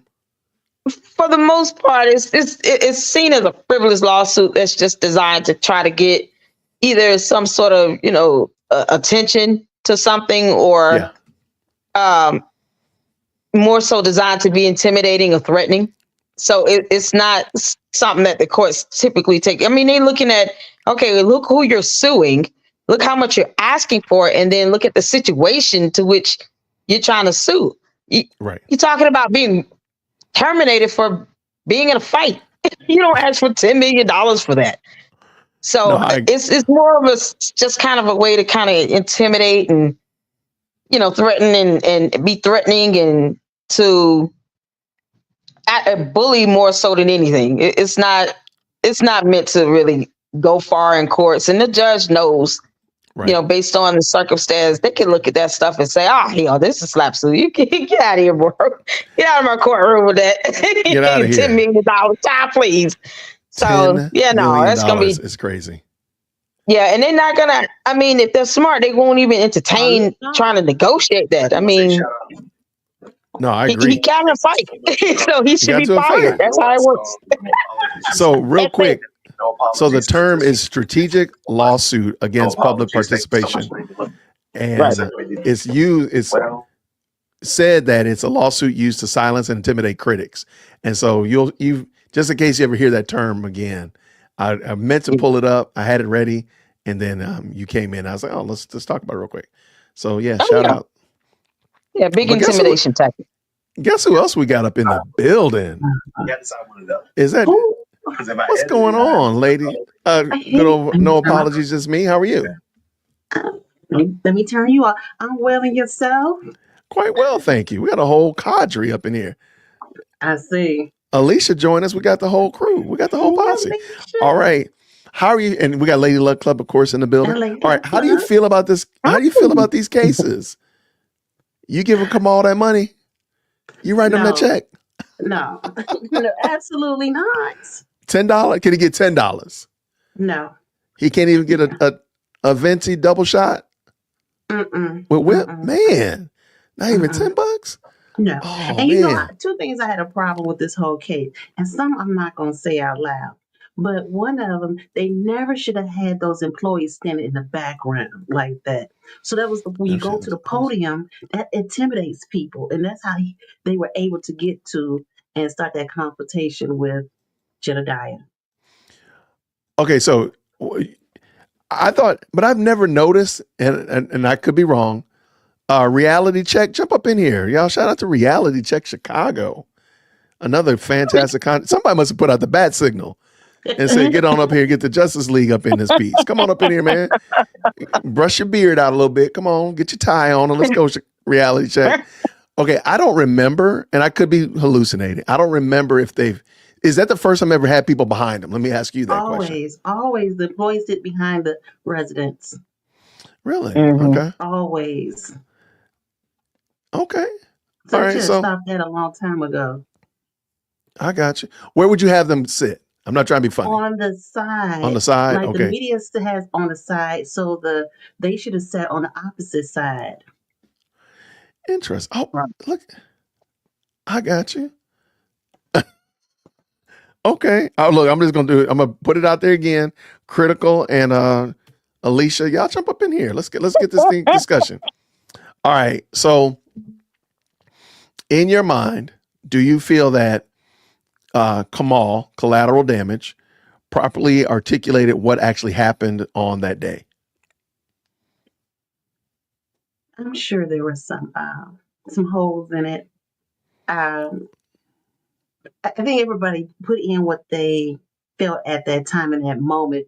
Because when did they actually go to the hospital? Because remember, I stood outside for a while after that fight, and they never left that building until 11 o'clock at night. Yeah, I think that's very key that was missing from Kamal's narrative about going to, and I don't believe he actually said that he was stabbed. According to Bo Brindley, like people was getting stabbed left and right. I mean, there's just blood slinging all over the place, like a horror movie, the way he was telling the story. I didn't see no blood. Well, I mean, to be realistic, they didn't even get a police report for that. So, I mean, somebody would have been charged with, at least aggravated assault with a deadly weapon. Yes. There's no police report or photos of this stuff. So, it wouldn't be top secret if they took photos as a part of this case. They would have released that to show that. But it's crazy. The police didn't even charge anyone. Right. Remember, the police came. The police was there when that melee towards the end of it. Yes, but real quick, I'm gonna need critical. I'm gonna need Chicago. Somebody else jump in there. There's entirely too much estrogen on this panel right now. Now I'm doing my best to hold it down. I'm holding it down. Well, I need critical. I'm in menopause, so my testosterone is actually up. That is so much more information than we needed. That is so. I'm gonna have to put you in timeout for that. I'm gonna put you in timeout because we did not need what you just said. Man, that's natural. You got 3 women in that house, right? I'm telling you right now. I'm telling you right now. You gonna go through it. Shout out to Chicago Red. Thank y'all so much for stopping through. If you're just jumping in, you're like, what in the world what did I step into? We are just here. There's some great content creators talking about what's happening here in Dalton. We went over Jedediah's case. We went over Kamal collateral damages lawsuit, and we're just having some fun. Shout out to Chicago Red. Shout out to No Apologies, Just Me, as well as Lady Luck Club has popped in here to have a good conversation. Okay, so Chicago Red. Yes. You're not right. You're not writing no checks. You're not giving Kamal $10 million. I wouldn't give Kamal 10 cents. Oh man, he can't even get a gumball. Can you get a gumball? He gets no dollars and no dimes. No, sir. No. Wow. Can you get 9 pennies? Man. No. Y'all ain't get a man 9 pennies. Man, that's messed up. That man owned a whole car wash. He has money, or he had money. I don't know what's going on now. Oh my gosh. Oh, okay. and a clothing store. Yeah, he does have a lot of businesses because that's like his brand. That little was that the paper airplane thing? That's his brand. I was looking at his Instagram last night, and I was like, "Oh, okay, that's what that is. That's his little brand." I was like, "Okay, that's cool. I ain't mad at him. Do you think, my He brother?" in, he in these streets in more ways than one. I'm not messing with y'all. Y'all ain't gonna get me. Y'all ain't gonna get me to talk about that man like that. I know he in them streets because he's a married man, so you're gonna catch these hands. All With a right, so girlfriend. right, okay, so oh man, we get this a full deck. This thing is. You have to turn your camera on, Alicia. So, in your opinion, Chicago Red, Mhm. which case do you feel like better? I'm assuming that you know what happened at the Thornton throwdown. Which one do Yeah. you feel like best articulated what happened, narrative wise, tells the story? I think narratively it would be Jed. Okay, I can dig it. I can dig it. I think it's closer to the truth because and I don't know Jed personally. I just feel that he has been the most honest of the two in this situation. Okay, I can dig it. From beginning to now, he's been very forthright in everything. He's been transparent, and that's the one thing we've never had with Tiffany and her clique is transparency. I can dig In it. fact, that's why we're here because there's no transparency. I no argument for me. No argument for me. Now I Yeah. feel like a better balance in the force. A little better balance of the force is going on here. We got Reality Check TV in the building. How are you? As well as my good friend Alicia in the building. How are y'all doing? Hey, I'm doing well, thank you. Quite well. Hey, Good seeing you. everybody. Hey, panel. Hey, Hey, hey. Hi, Steve. And I'm under the weather, y'all, so it's no camera action for me today. it's all It's good. It's all okay. good. Now I'm giving grace because I invited y'all out here without giving you fair warning. So Right. I usually tell people make sure your camera's on, make sure you stay on topic, and we don't use profanity. But I said, hey, I didn't give you fair warning, so I'll let you at least not have your camera on. Thank you for But that grace. not a problem at all. Alicia, Yes. how much you writing a check for Kamal for? How much you getting him? How much is he getting? Whatever I write for is going to bounce because I'm not trying to give him anything. Not no basketball checks. We can't do Yes. basketball checks. Yes, we can, and we will be Oh doing them. man. Yeah.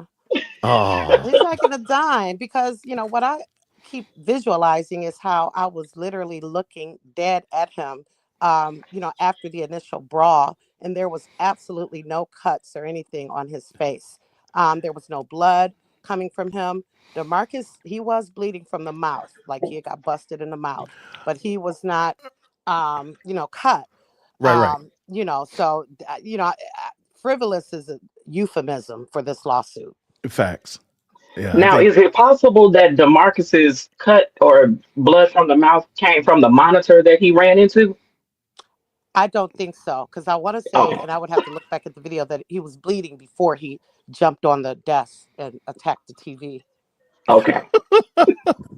he attacked the TV. I love it. Yeah, I he love should it. have sat his behind down, child. So Really? why do you think it Toe with is a 42-inch. why do you think it is that in Kamal's narrative they just seem to forget and maybe maybe he didn't know that Mr. Krigley was out there practicing for the US soccer team out there in the middle of the fight. Like why do you think he didn't mention that? Oh, he also doesn't mention Tiffany. Like you would literally think it was 1 versus 2. You Like would why think. why do you think that is? You Besides the have to make obvious. you have to make yourself sound good. I mean, you're the superhero in your own story. Absolutely. Yes. Absolutely. I was like, man, he totally just forgot. Like, oh yeah, by the way, I had a whole second. And remember, Krigley is pulling him away in the early part of the fight, actually impeding his ability to interact with Lavelle at the very beginning. He wraps his arms around his waist and is pulling him back. He didn't even mention that. Question. Yes. I didn't go to the last meeting. Did they fix the TV or is it still up there like that? It was gone the last meeting I saw, but go ahead. That's the question. Okay. I didn't even see anything from the basement. I just saw the upstairs. Yeah, in the basement, the screen is just gone. It was just gone. Okay. When they showed the basement, the large room, yeah, when they showed that, you could see that the TV was just gone over the security guard's desk. But if I find a picture, I'll make sure I bring it back or pull it up or whatever.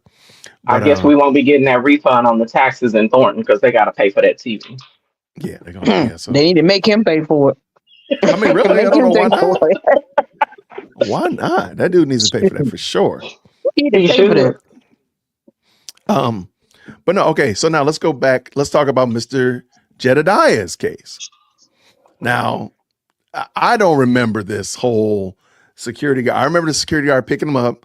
I remember Jedediah waving goodbye with one finger as he went out the door. I remember that part. He was waving goodbye to everybody. I don't remember this whole. I didn't see this whole exchange of them taking him into a room and shutting the door for a minute and 30 seconds. What y'all think about that? That did happen. Oh. But no, the part they took him into a room. But I want to say this about the security guard because originally I thought he was mean and nasty and whatnot. But I had a conversation with him and he said he's just only doing his job. And also the tall, dark-skinned one, the short, fat one, he always sit down. He don't do nothing but sit there. But the tall guy, he was standing on the side, like the end of the table. So like he was, so nobody would get to Tiffany. So there was no way for him to get to that back before that fight started. Now the little short guy, I don't know. He was irrelevant because he didn't move. But you can't blame the tall security guard because he tried That's Storm, right? And Oh, I think that's his name. Okay. Yeah. And Yeah, that's he Storm. wanted everybody in because when we walked in, I told him, I said, "Why are you winding us down? And we too old. We ain't trying to fight up in here." Oh my gosh! And look at you! everybody And look down. at you! You're gonna be on the next lawsuit. They're gonna throw you in the conspiracy. You're gonna be in the RICO. You know what? I had a conversation with Officer Storm last year. I want to say April, May, June, one of those months at the township. And this was before everyone had gotten there. He and I was just standing outside talking, and he was really nice, very approachable. And I've never had an issue with him. And I did understand that his job was to be there to protect whoever. So he's not a police officer. No, he's not a police officer. He's security, but I think he's an armed security guard. Gotcha. I thought he was a police officer.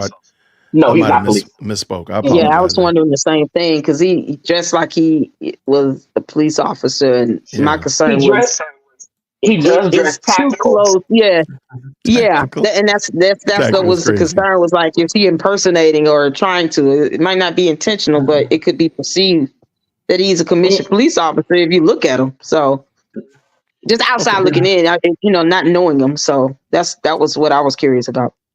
Got you. Okay. Again, just looking at some of the things in the discussion. Jedediah said that there was a knife and a pew.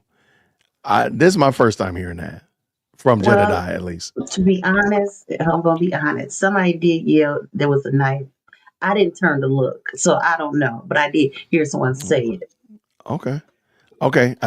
I admit my first time hearing it was when Bo Brindley mentioned it.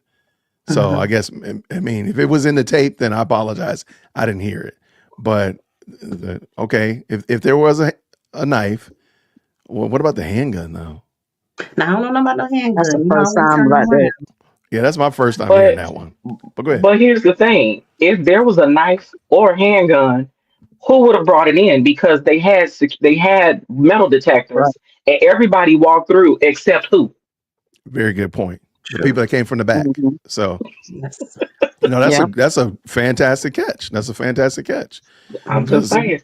Because if everybody came through the front door and that's where you wanted them, but I came through the garage door and nobody's wanted me to come to the garage door because I got special privileges, or I'm walking in this, with my people.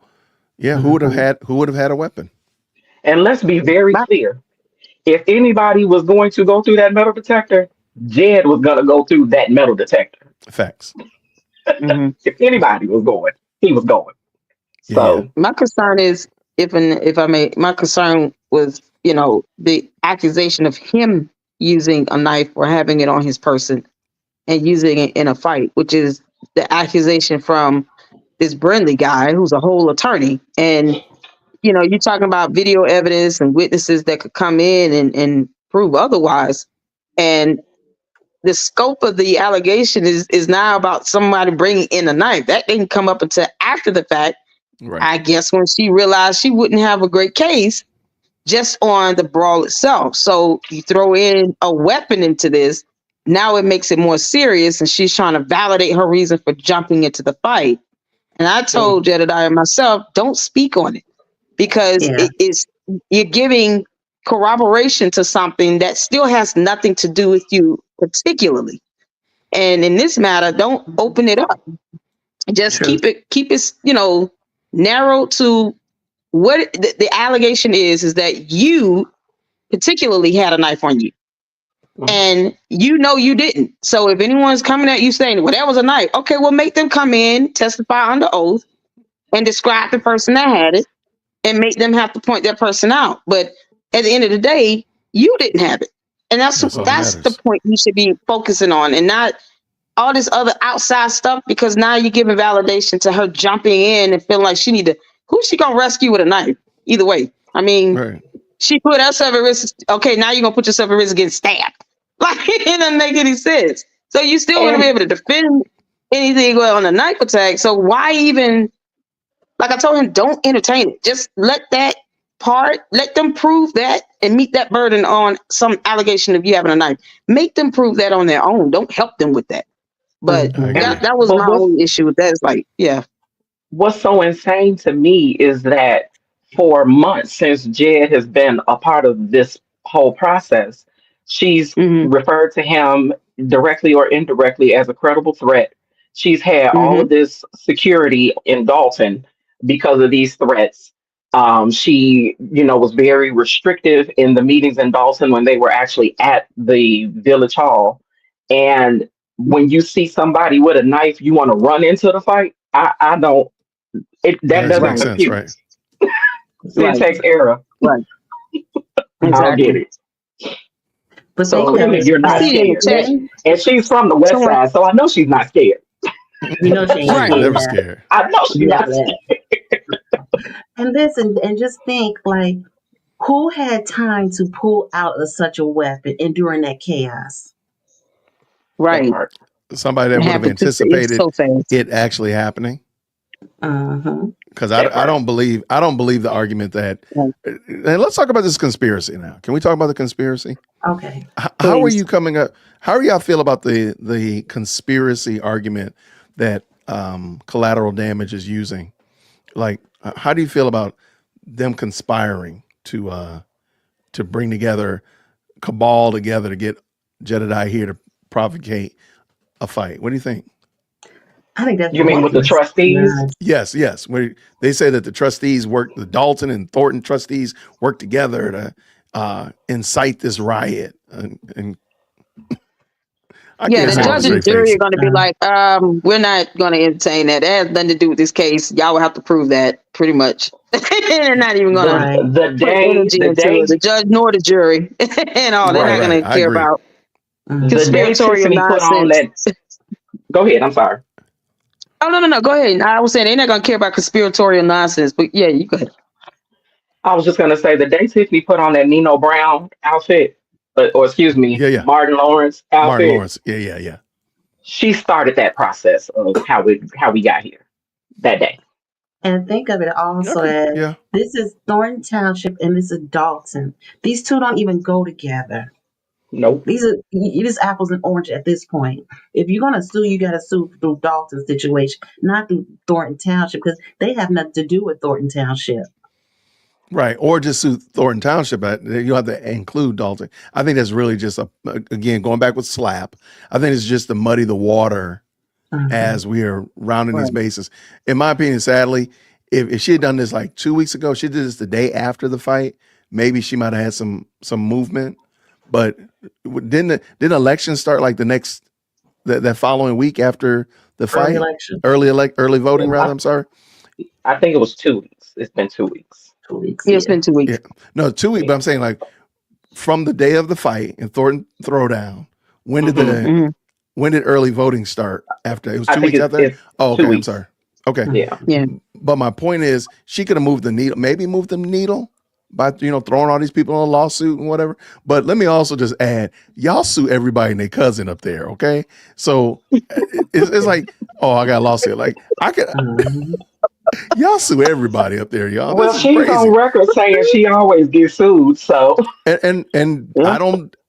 After now, when I saw all the cases that are against her, and just how quickly they just throw out lawsuits like this, I'm like, I don't doubt it that she probably is getting sued at lawsuits all the time. It's crazy. So, And she's comfortable with it. I would be a nervous wreck. yeah, but she's. If I'm not even being funny, I think I counted 20 plus. 20. So 20, and I know that wasn't the end of it. So I just counted 20. So that being the case, she done probably got, look, I got a form letter. She probably got as a text message reply, like just like just text it to her lawyer, like, hey, we got another case. It's crazy. It's crazy. So yeah, I don't know how think she doesn't realize like how these cases can really start mounting up against her when you just, because I went over in my last live about looking at the background or facts or a statement of facts or summary evidence in these pleadings, and it's citing case law and laws that she's violated, and she's not seeming to be competent enough to put this stuff together, that this stuff can still be used against her, and the FBI, when they decide to drop an indictment, can cite some of those cases too. So it's gonna hit her real hard, and she'll wake up and be like, "Oh my God, I can't believe I have 40 plus lawsuits that now have all come back to haunt me." So I'm glad you brought that up. I'm glad you brought that up, because I was going to ask y'all, what do y'all think? Is the FBI going to ever come? Oh, definitely. Oh wow, everybody said definitely. Okay. Yes. All right. So since y'all so soon enough. We're not soon enough. Okay. Give me. All right. Go ahead. The FBI calls you today, and they say, "Hey, when should we come?" What you telling them, Chicago Red? Last year.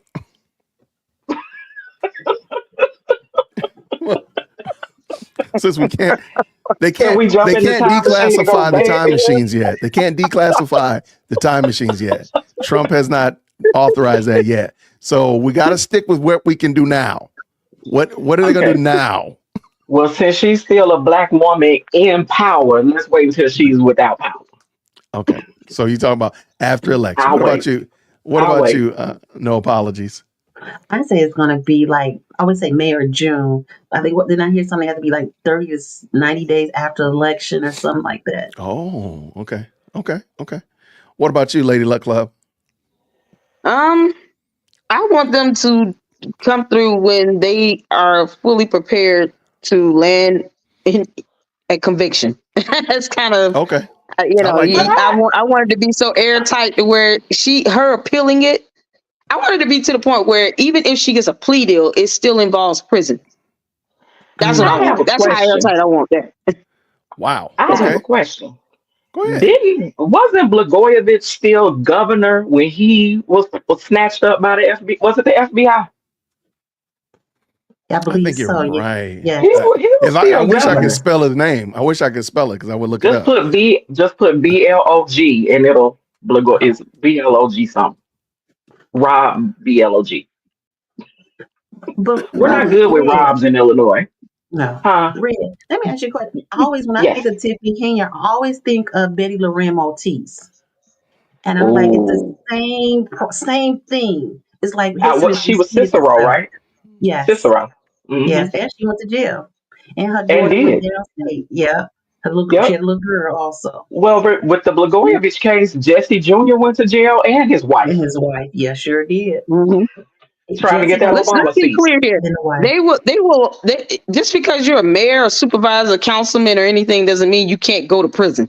So you commit a crime, you're talking about criminal charges. Either way, she could still be, indicted and convicted. So her title will not protect or spare her or save her of any sort. And if she really thinks that, then she really is stuck on stupid. So that's not going to save her. She can still. I think it's a policy where the FBI, the DOJ, they don't want to have any perception of having some influence in an election by doing, moving forward with filing an indictment and all of that stuff. But who's to say they're not ready to do it as soon as this election is over? But they just don't want to have the impropriety of having some sway in it is what they're trying to preserve themselves from. But even, God forbid she wins again, she still can go to prison now. So that will be irrelevant to them because they can still lock her up and take her down. It's not going to save or spare her. Yeah, Absolutely. she done for. So just in case Yeah. you were wondering, Rob Blagojevich was arrested on December 9th, 2008, and he was governor. And so he was impeached on January 29th, 2009. So he was still governor for a month while he was arrested and indicted. So no, I think you make a great point. He went in with white. He went in with black hair and he came out with white hair. Yeah, Sure. the pictures look. Yeah, And when I tell you he was mad he couldn't get that hair dyed. Yeah. y'all are wild. Why are y'all like this? Why are y'all like this? No, I agree. We can't help it. We're from Illinois. That's what we do. Yeah.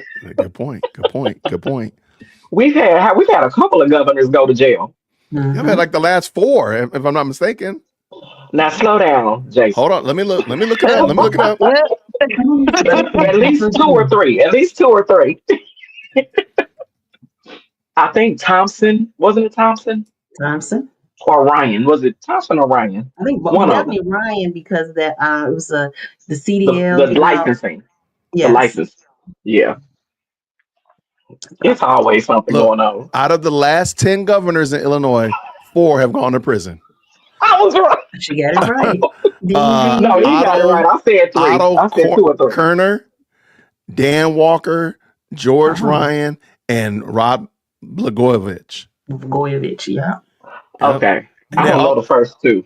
Yeah, the first 2, they might have been before our time. Because like 1961 to 68, 1973 to 1974. I mean, 77.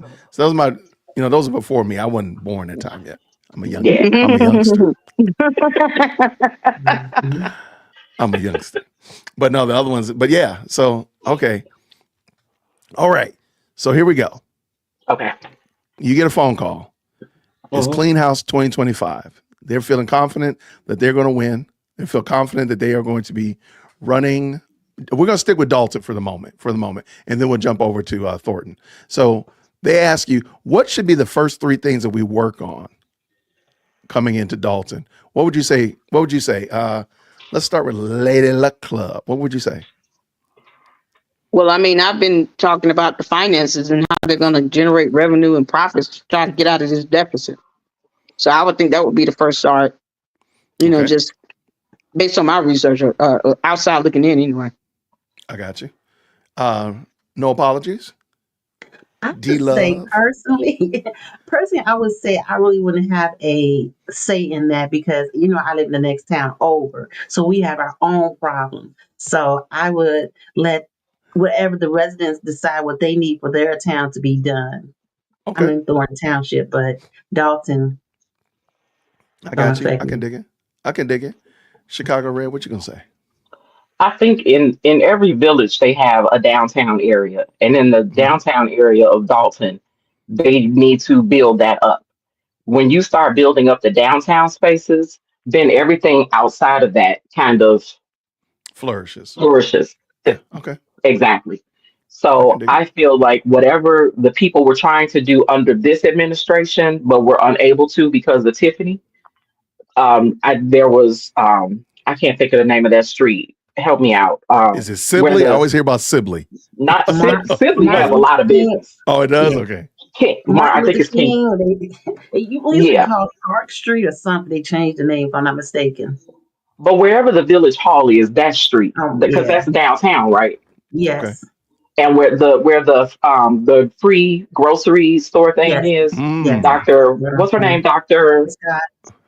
Scott. That area. If they can build that area up and make it safe, make it appealing to everybody, I think that'll be the start. That would be the start. I'm not mad at some of Tiffany's ideas, but the problem with Tiffany is it's about me and not about us. We exactly. It's always I'm doing this. This is what I want to do instead of let's do this together. Let's see how we can incorporate people in the village to make this happen. So yeah, she has some good ideas, but just implemented it poorly. I agree with you, Red. And I think you remember that one time they used to have a movie theater down there in downtown Dalton. They used to have a club down there. I'm from the west suburbs, so I'm not all that familiar with Dalton, but I have a house in South Holland. So nice. Okay. What suburb are you from? Bellwood. Got you. Oh, Okay. okay. She was side. I'm West Side. I Born and love it. raised. All You right. know So what? Let me say go last ahead. thing. I'm sorry, dear world Christian. And you know what? I got an opinion now. You know that skating rink? I'm sorry about the skating rink. Just charge it to the game, tear all that up, and put houses up and down that little spot. Yeah, the Hmm. skating rink is inappropriate. Yeah, yeah. 100% It's out of inappropriate. order. Can I So if speak they, up? Well, Christian, because I do mo- want to just give some input on that comment. we will allow you to do that. Absolutely. Thank you. Um, I feel like a priority should also be the infrastructure of Dalton, meaning the inside employees. I think they really do need to clean house and reevaluate who's in what position, who's qualified for that position, what they're spending on that person for that position, and just really clean house that way so they can move forward fluidly, with the right people in the right positions, Hmm. things like that. So I think that's equally as important as everything that everyone has said, which I do agree with. I love it. I was only going to add that they need to come in with a full transparency plan that everybody who wants to know should be very clear what is your financial state as soon as possible in Well, this, in the city or village of Dalton, and then how you're moving forward to change that, improve that, or keep it the same. So I think just being very clear and transparent, that would be a great way, in my opinion, along with all the other ideas that y'all came up with. Somebody else was going to add something. yeah, that's a great point. But to be honest, they had set out to be transparent. It was Tiffany that basically circumvented the transparency by disallowing them access to my viewpoint, which is a financial transparency portal, basically. Is that for the residents or for It's the? for the board, but also to that, and I was also going to add, they also used to do biweekly COW meetings, committee as a whole of the whole. And that is where residents did have input on everything from the warrant list to, things that are in my viewpoint. And they spoke about those things. So that was one way that they, mitigated the transparency aspect. But again, Tiffany has all but canceled every single one of those COW meetings during her last couple of years in her tenure. Yeah, so that would be what I would suggest, along with the other things that you all are talking about. Getting the right employees in the right spot and building up infrastructure, and of course getting businesses in there. Because again, I talked to somebody earlier today, and I'm like, what do y'all need to do to attract businesses there? Because ultimately, in my opinion, because some of the things you all do in Dalton and Thornton don't make sense to us Southerners, and it just doesn't make sense. It just doesn't. Not saying it's bad. It's just totally different. And I'm like, what are you doing to building businesses there so those businesses can help take care of your community and such like that? But because I just can't imagine. I'm not going to fight over a food box.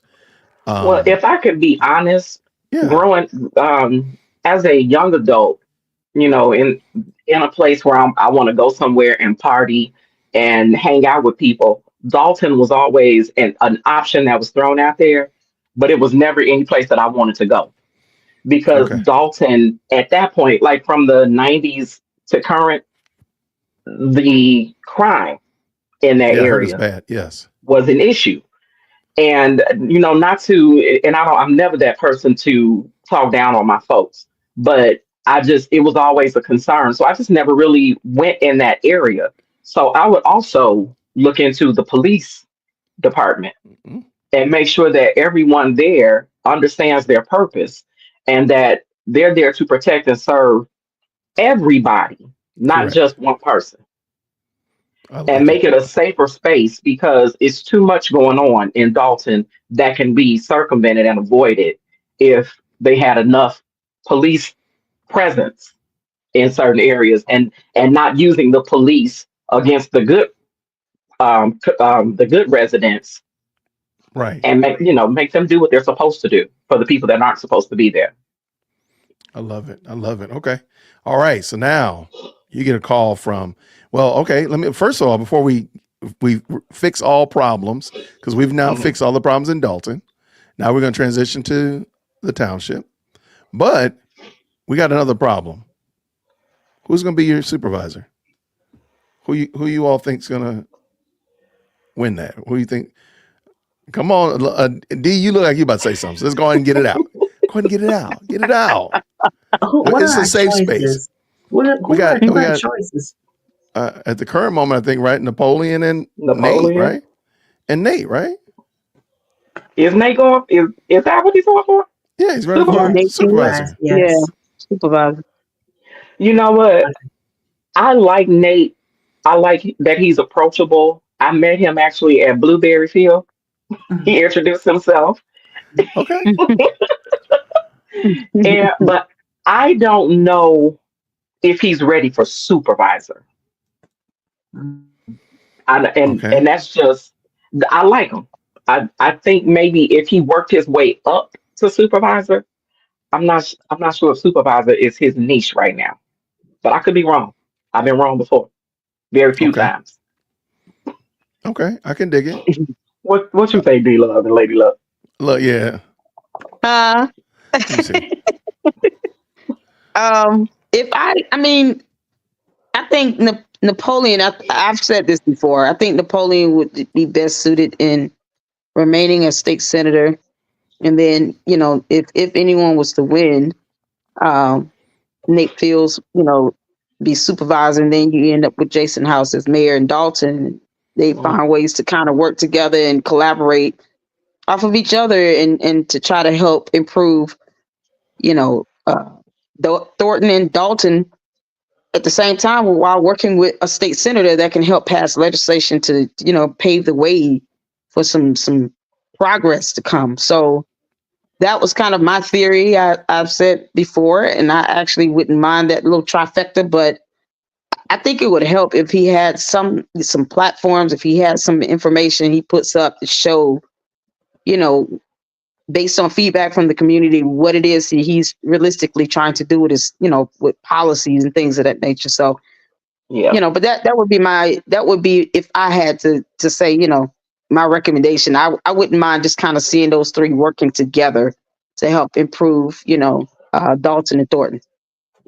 Does Nate have any? Does he have any background in like finance or management? I just need to know a little bit more about him, and I don't feel like I'm getting that Well, information from him. I have spoken to Nate, and he said he's ready to do interviews.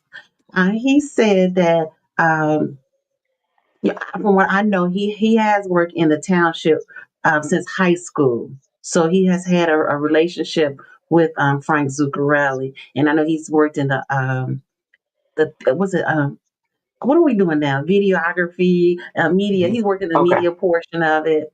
Okay. What I do like, I would vote for. Let me tell you why I would vote for Nate. I'm voting for Nate, and I can actually vote. So I'm saying I'm voting for Nate. It's because I don't know. First, I was not going to vote for him, to be honest. Okay. But when I actually physically had a conversation with him, the man is on point. I talked to his father. His father is well known in the Chicago community politics. And what else I had realized about him? And like I had told Nate, this was at the first meeting when they had that electoral board. I said, Nate, you need to go back to school and become an attorney. He said, no, that's not what I want to do right now. When he went, but before that judge, the judge told him the same thing. He's very articulate, and he's very like approachable. He comes off a one way, but he has strength behind him. And we'll have to remember, and I just hope that Thornton Township consists of 17 communities. Now, Jason House could be maybe his mentor, but he has to be able, but that's two different entities. And remember, Thornton Township is only a public aid assistant to the 17 communities, and it's really ran off of grants. So, and if he put the right, maybe no shade of Robert, I know he got 6 figures, but maybe he get another account in there that's somebody, a finance person, a controller, just the people in places so it can run smoothly and everything goes through the board. Okay. So that's why I was voting for Nate. I'm still tossed. I don't know. I haven't decided. But I do, like I said, I did speak with Nate. I didn't go as in depth because he was door dashing at the time. So he was kind of Oh, But he approached me. He introduced himself. He asked me if I was from the area, and I was. And mhm. I like that because I'm very introverted, so I can Yeah. talk, but you gotta bring it out of me. Gotcha. Okay. Okay. Yes. So, And D Love, I picked up your little sleight of hand right there, your little jab that I can vote. So basically, what you're saying is that me and Lady Luck Club, we ain't got nothing to say because we're like Yeah, undocumented we're just Dalton and Thornton peasants. resident. We picked up what we're you threw just down. we're just some peasants down here in Georgia. We just some Right. We just, what peasants. what did somebody say yesterday? They're a oh Chicagoan yeah. AT-alien, the Daltonite or something. I Right. forgot It was what a it very was. that might have been it. That might have been it. Oh, I It was meant to write that Chicagoan down. something AT-alien. Yep. It was four things. It was Okay. funny. It was very good. Yeah, I'm Man, just a peasant. now I got to go back and watch that because I totally forgot that. You're right. I'm going to pull I it up. forgot I'm going what to it figure it. was. And I But have one But past. there is a Republican running because It is. remember they Right, had their Yes. caucus the same day that the right, Democrats had their caucus. True. I right. just don't know who that person is. I okay. don't know the So name. I did it. I Yeah. asked my office assistant and searched, and it's saying that there's not one. There isn't one, but it could be just There that you they're go. not. Okay. I covered the Republican caucus. I did a reaction to it, so it might have been lost in translation with all these brawls and stuff. But Right. it is a Republican that is running. So if you want to, I don't even remember his name, but I just, I did a reaction video to the entire caucus. It may have lasted 6 minutes. So Oh, it's really quick. Yes. But yeah, oh, there is a Republican candidate. Yeah. Yes. Yeah, okay. Then I apologize. And yeah, I couldn't find the name of him, because they got but to run up against somebody. Because that's remember, true. Yeah. what's Tiffany's lawyer name again with the puff? Oh, Max Max Solomon. Remember Solomon. Solomon. he was at the Republican electoral or Caucus. whatever that Okay, was caucus. the caucus. Mhm. Yeah, he Okay. ran in and then he left and came to the Democrat.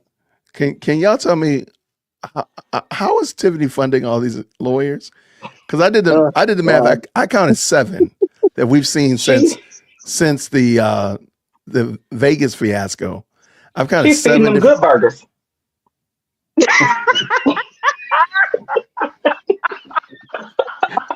There's some in I'll that go in special timeout. sauce They she Put put me might in they on might sue that timeout. her. meat. They might sue her.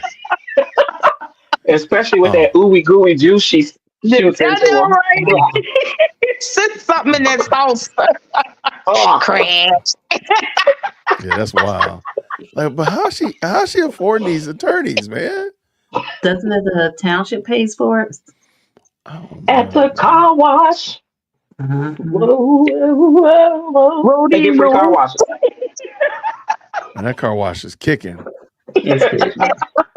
I mean, that car wash is crushing it. If that's the case, that car wash is getting it done. Lord. And Y'all see the Alicia prices said, on that billboard? It was almost atrocious. $200 for a detail. Ugh. God. Like, no, We don't you ain't cutting the grass out here. We ain't paying $200 when you can't keep the grass cut. okay. Now, Dear World Christian, did you see yeah, Alicia said that is Richard Nolan is the Republican candidate? where is she? I'm sorry. I She's didn't in see the where. private chat. Oh, there it is It's right in the there. private chat. Yeah. Oh, I didn't know she was still. How are you doing that? You're not on the screen. Okay. Richard Mhm. Nolan's a Republican candidate. I didn't know that. Well, now we know. All right, so now at least there's some options now. We got some options. Because Nate is independent, right? Yes. Okay, so then Yes. we got a Republican, Democrat, and independent. Okay, cool. hmm Oh, I guess I should ask. I mean, is it okay if I mention her name? Cassandra. Cassandra, what's her name? What's her Jordan last name? Hobson Jordan. Hobson. Cassandra Hobson Jordan. Come on. She I don't ain't even getting think she's a non-factor. Yes, Definitely. yeah. Yeah. I don't even understand half the stuff she says in the couple videos I watched. I just didn't. I was like, I can't do this. It's almost like watching that other one, honey, just yabber off about something with mortgages. I can't. I just can't. My My personal brain on the opinion, third room for I think one. she wanted something else to do and she chose to run for a supervisor. That's Yeah. that's the attitude she gives me. What Okay, so would she's bored. She's bored. I Yeah. got it. hmm so Yes. what would no, she's running for mayor. Isn't she running for mayor? mayor. Yeah, she for running for Dalton. mayor. What See, would that's how important her position, her running is. there you go. I don't even know. I don't even know. Okay. So what would besides, actually knowing the job that she's trying to do, what would you say she should do if she called you and said, "Hey, I need her, what should I do?" What would you tell her to do? Because she's got till April, right? So she's going to be running. She's going to be running against whoever wins, Jason or Tiffany. Then she's going to run against them. Okay. So what would you tell her to do? She needs a PR coach. Okay, I like that. Because when she did her interview, I saw an interview of her, and her responses were very Nasty, unprofessional. thank you. Mhm. Thank you. Yeah. Weird. Yeah. Y'all crack me up. And It's we've already weird. been through that. We've been through that. Right. So Right. what you're doing is not going to get you what you think it's going to get you. And I Agreed. get, having a level of sarcasm, but no, ma'am. We've been through that storm. We're not doing that no more. I agree. Right. What would you say, Lady Luck? I mean, I wouldn't even keep on my phone call too long. Be like, all right, bye. You say your name is what? Bye. Bye, Felicia. Bye. Hang up. Wow. I wouldn't want to, if I had to, like, and she's consistent with this tone and this aggression and her, mentality and thought process. It's like every single time you see her in a video, and it's just like, who wants to deal with that? It's a headache. So, I wouldn't entertain her for 2 minutes. Nope. Get off my phone. Bye, Felicia. I agree. And it's time for a change. It's time for a change. Yeah. And I like sure. House because not because he's a man, but I like House because he is like calm. And you need calmness at this point to get out of the situation that we are all in or they are in. And also he has ideas to make Dalton better and bring businesses. I think the most aggressive I've ever seen Jason is when he told William Moore, "Don't pray for him no more." Hey, listen, That's the that was most aggressive. legendary. Yeah. So, do you think that Jason House has the ability to be assertive? Now, you don't have to be like cantankerous aggressive, but assertive when, because Tiffany Henry's not going to go away unless if she don't go to jail, she's going to be causing chaos. Do you feel like he's going to, and let's say she regretfully gets in the ears of a trustee or the ears of somebody that works there, and they start being her surrogate and start acting ridiculous? Do you think he's going to have the ability to put the kibosh on it, or he's going to just run amok? What do you think? No, I think he has the ability. He reminds He me of has Obama. he's a quiet storm. Yes. Okay. Yeah. I think. See, authority doesn't have to be loud. That's fair. Authority doesn't have to be aggressive. But when authority comes in the room, you recognize it and you respect it. And I think that's what Jason gives, is authority. Okay. Because when he walks Yeah, in I the can. room, And it's whenever he's in charge of the meetings, it's not chaotic. It's very respectful. Yep. Let me push back on that. Okay, push back. I noticed that too. But also let's tell the truth. The audience does play into the chaos. The residents sometimes they feed into that. Remember, if you go back and watch some of those meetings with Lacey, one more time, I'm gonna shut down the meeting. All that dumb stuff he was doing, they would respond in kind. Or they were still signifying, they were still talking up and all that kind of stuff like that. And he was only egging it on and making it worse. Lacey? Yeah, Lacey was. He was a complete clown. So when Lacey left, a lot of that kind of tampered down.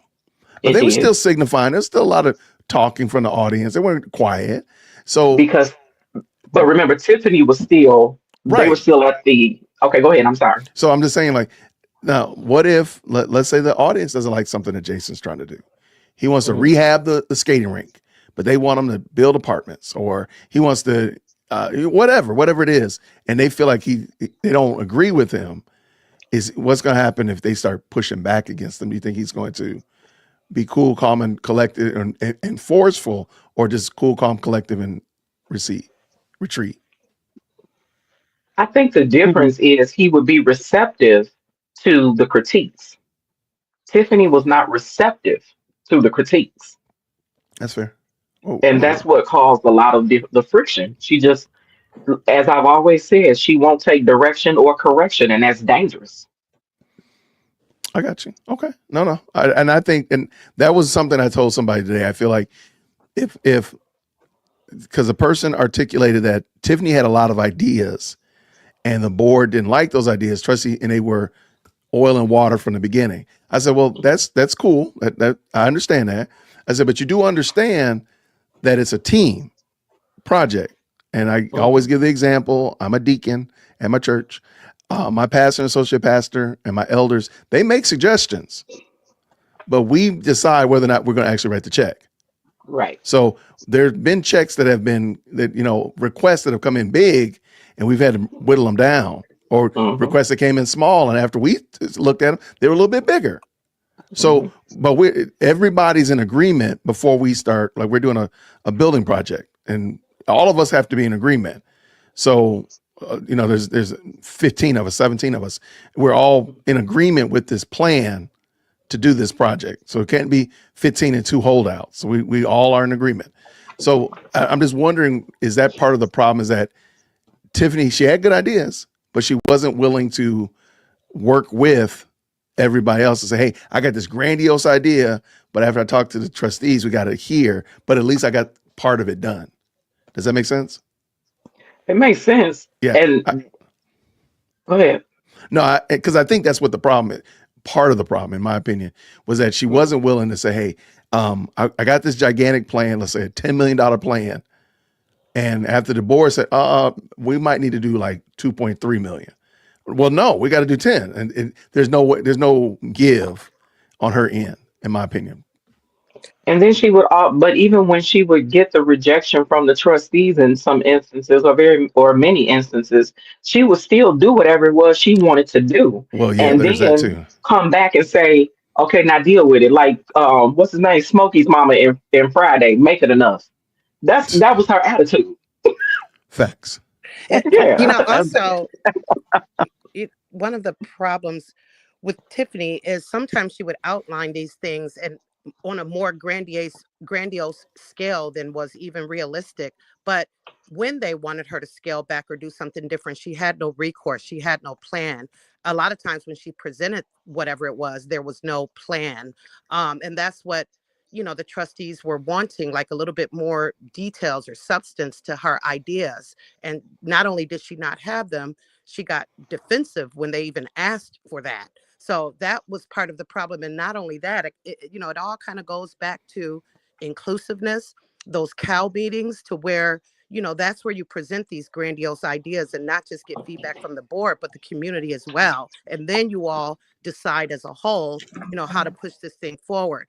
Tiffany didn't want to do that and did not do that. And that's what, caused a lot of the problems. And just, back to your question about Jason, just if he can withstand those things that he did with Tiffany, with the belittling, the condescending, then I have no doubt that he's able to navigate any scenario where someone disagrees with him or, doesn't buy into his idea. He doesn't lead from a dictatorship perspective. His whole leadership style is different. So I don't think that will breed some of the contention that you see when Tiffany brings things forward.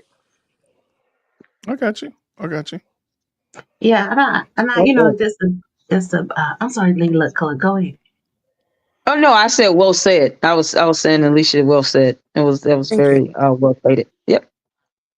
And I just want to say, when you think about Riley, the previous mayor of Dalton, he had the same kind of temperament as Jason House, maybe a little, but they were in the same family. You didn't hear him screaming and yelling. He always stayed calm. And remember when Jason House ran for treasurer, he had got more votes than Tiffany, right? So had he ran for mayor, she would not have been in that position right this moment, right? Interesting. Okay. And remember, he's been a leader in real life. Like we don't even know if she's graduated from college. We don't know her leadership skills. Just real information to know to back it up. She got her hand up. She got church hand up. Ooh, go ahead. She graduated Kuma Molati. So she Girl, did graduate. why does she do that, man? Why does she do that? She graduated She with did. honors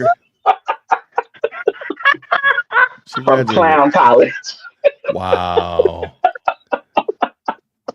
Yeah, no I'm question. sorry. You can put me in timeout. Yeah, I'm putting you in timeout. Put me in No, timeout.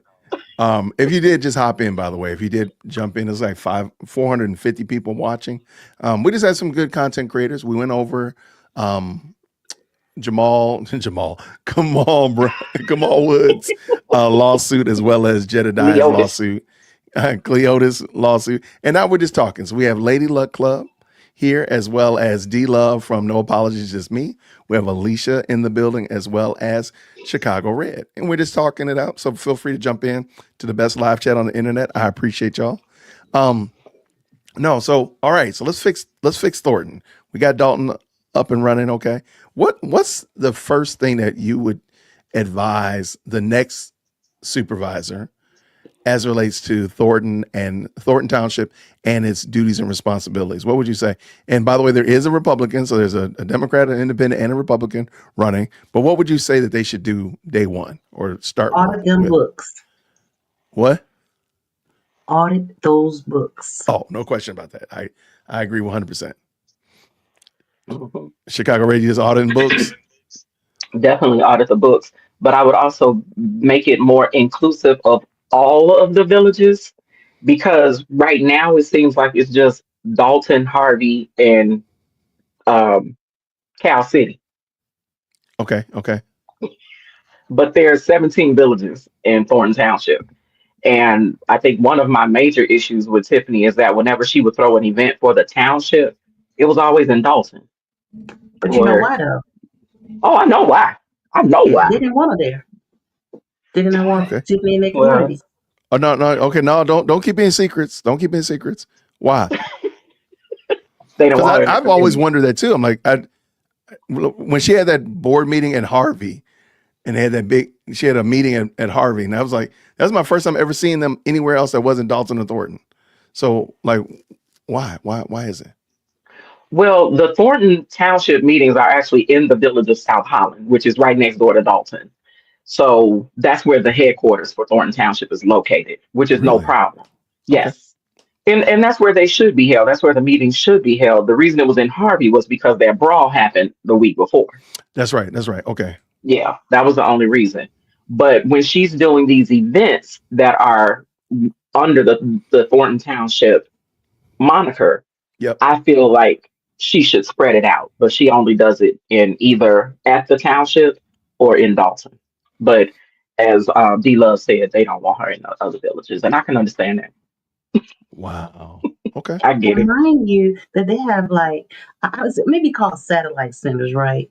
Like Mhm. they have a Thornton Township for seniors building in Riverdale. I heard they had something in Calumet City. I've never seen the one in Calumet City, but I heard there's one in Calumet City. And you know, Mhm. nosy me, they have in South Holland. I didn't even know they had those two parcel of land for the Harvey food pantry thing. Thornton has where they store their buses at, and they have buildings there. I didn't even know that until I went driving around In South All right. Holland, in South Holland. It's like I I don't think know. I think I know what you're talking about. Yeah, it's back in the industrial area. Yep, Don't get in like over there trouble. by Taft. But it's not Taft. It's I know what you're talking about. I It's know down exactly from what the you're old strip club. I'm talking just about. saying. You gotta give you geography. She had to give it geography. It's She had to on give What it. was that? the The street. old club Oak, the Yeah. old club. Yeah. Okay, I know what you're talking about. I Now know what you're talking D Love was talking about clubs earlier. She said that's so. Oh yeah, Okay. back in the day, don't judge. Okay. Well, now Harvey was the strip club spot. Harvey, And really? what? Oh yeah, Yes. notorious. Okay. Yep, Yes. Okay. yep. All right. So, what you doing to fix Thornton as best you know, Lady Luck Club? What would you do? I think I would, I mean, of course I'm an outsider, so I can't We're and say it undocumented. specific, but We're undocumented. yeah, I know, right? Undocumented immigrants. Dalton Thornton. Thornton is But I a mean, Thornton is a but- sanctuary township. There we go. right. I would offer some like general advice to just, keep an open mind and don't do just the bare minimum to get in the position. You got to continue to talk with the residents to unite these, the 17 towns or whatnot on the Thornton. You got to do what you need to do to stay in the position and to deliver whatever you say you're going to deliver. Just make sure you deliver that. I mean, if it's not real, if it's to the point where it's unrealistic, bring it down.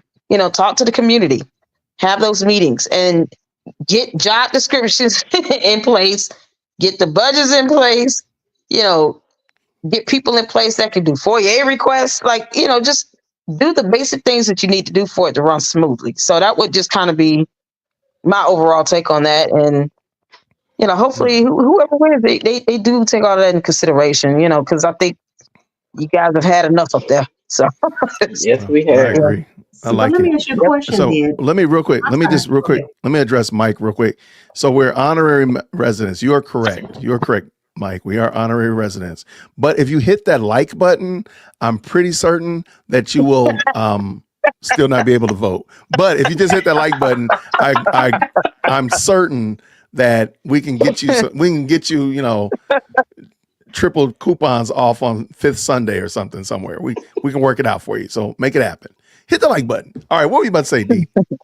I was going to say, my problem with Napoleon Harris, that how he going to be, that Thornton Township is a full-time job. How you going to do this full-time and get a full-time check and be here part-time? I think the other question, I agree with you. I thought the question was, we don't ever see you. We need to see you. Oh, that's true too. To me, I feel like that's his biggest Achilles heel is, have we seen you? I've at least seen Nate at the Thornton Township meeting. Yeah. Napoleon Harris or Nate? I've seen Nate at a township meeting. Right. Napoleon, we don't need you to win, and you're going to need like new employee walkthrough day. Like they have to walk you around and show you how to use your badge and stuff and where to park because you ain't never been here. Like, be here. Like, to me, that would be the biggest thing. In my opinion, being amongst the people, which I think Tiffany did a good job of doing, is like showing herself as being out there with the people, because she was always comparing and contrasting herself to the trustees. And not saying the trustees have to go do that. Not saying that you need to be out there shoveling people's snow at 10 o'clock in the morning at night, because that's crazy. But there's some things that she did that you got to say, yeah, she was out there in the mix, out there with the people, rubbing shoulders and stuff. And in my opinion, coming to a board meetings, because again, like you're going to be running board meetings, Napoleon, you're going to be running board meetings, Nate, one of y'all, or the Republican. So why don't you come to the meetings? Why don't you come and just public comment, use it and talk about what you're going to be doing, or talk about who you are. Give people at least a chance to hear your voice. That would be my opinion. Or come on here, dear woke Christian. Well, I'll interview you. We can make it happen here too. Exactly. Yeah, me too. I would love to interview them both. I think Napoleon needs to be more personable and I personally don't think he should be in both roles. If he's a state senator, supervisor, he needs to come out of the state senator position. That way he can dedicate himself full time to this, because after 4 years of nonsense with this girl here, you're gonna need to really bring some more of that personality and just fine tuning, the outreach portion of it, along with policies and developing infrastructure and the finances. But after the slaughtering from this woman, there's some damage control to do with that. So you need someone that's going to be out and just be amongst the people and try to, repair relations. There you go. Repair, just some sort of a repairing of relations, and talking with people and letting them know that they matter, and they don't have to feel like they've been, after all 4 years of being subjected to all this abuse, they don't have to feel like that anymore. So that's my spin on it. No problem. And Lady Luck, you are breaking up a little bit. I don't know. You're Oh, starting to I'm get a little bit sorry. pixelate. Oh, Lord. You speaking in italics. But and I'm just so to just sorry. oh no, it's okay. Just to deal with McCoy, I agree. I think she was out there with the goyim because she was promoting herself, and Lord knows she's putting her name on everything and pictures on everything and all that kind of stuff like that. So yeah, there was a high level of self promotion, but you can't deny the fact that even in the self promotion, if she was throwing a party and she was out there with y'all with the party, you at least got to say, there she is right there. She promoting herself, but there she is right there. Okay, please let me interject, dear Woke Christian, because the absolutely. Dalton trustees do the exact same thing.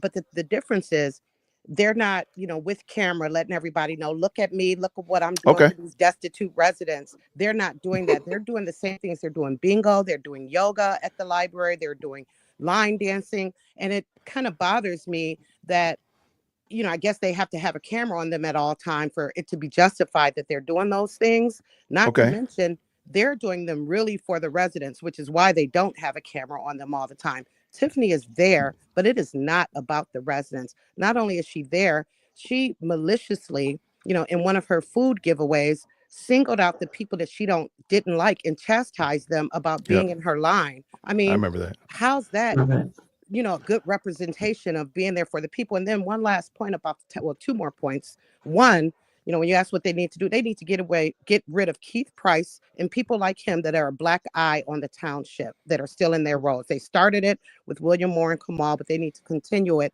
with Robert Hunt, who is just not accountable.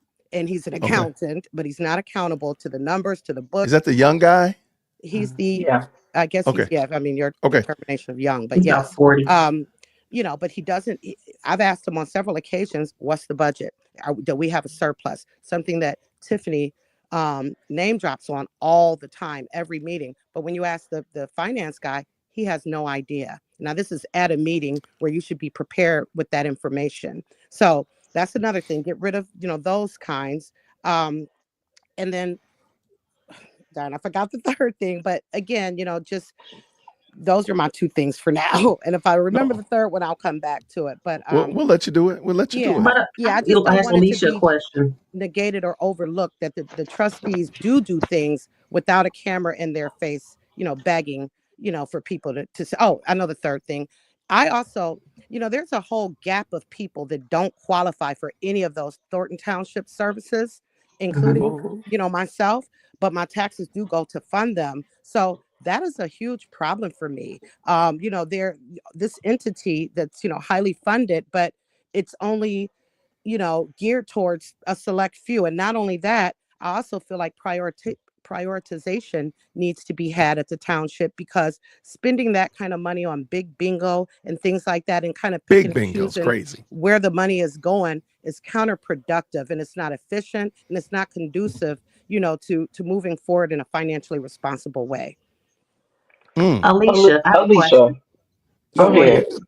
No, No, it's go ahead, Alicia's Alicia. show. Let me step out of the way. Let me let y'all just go and interview Alicia.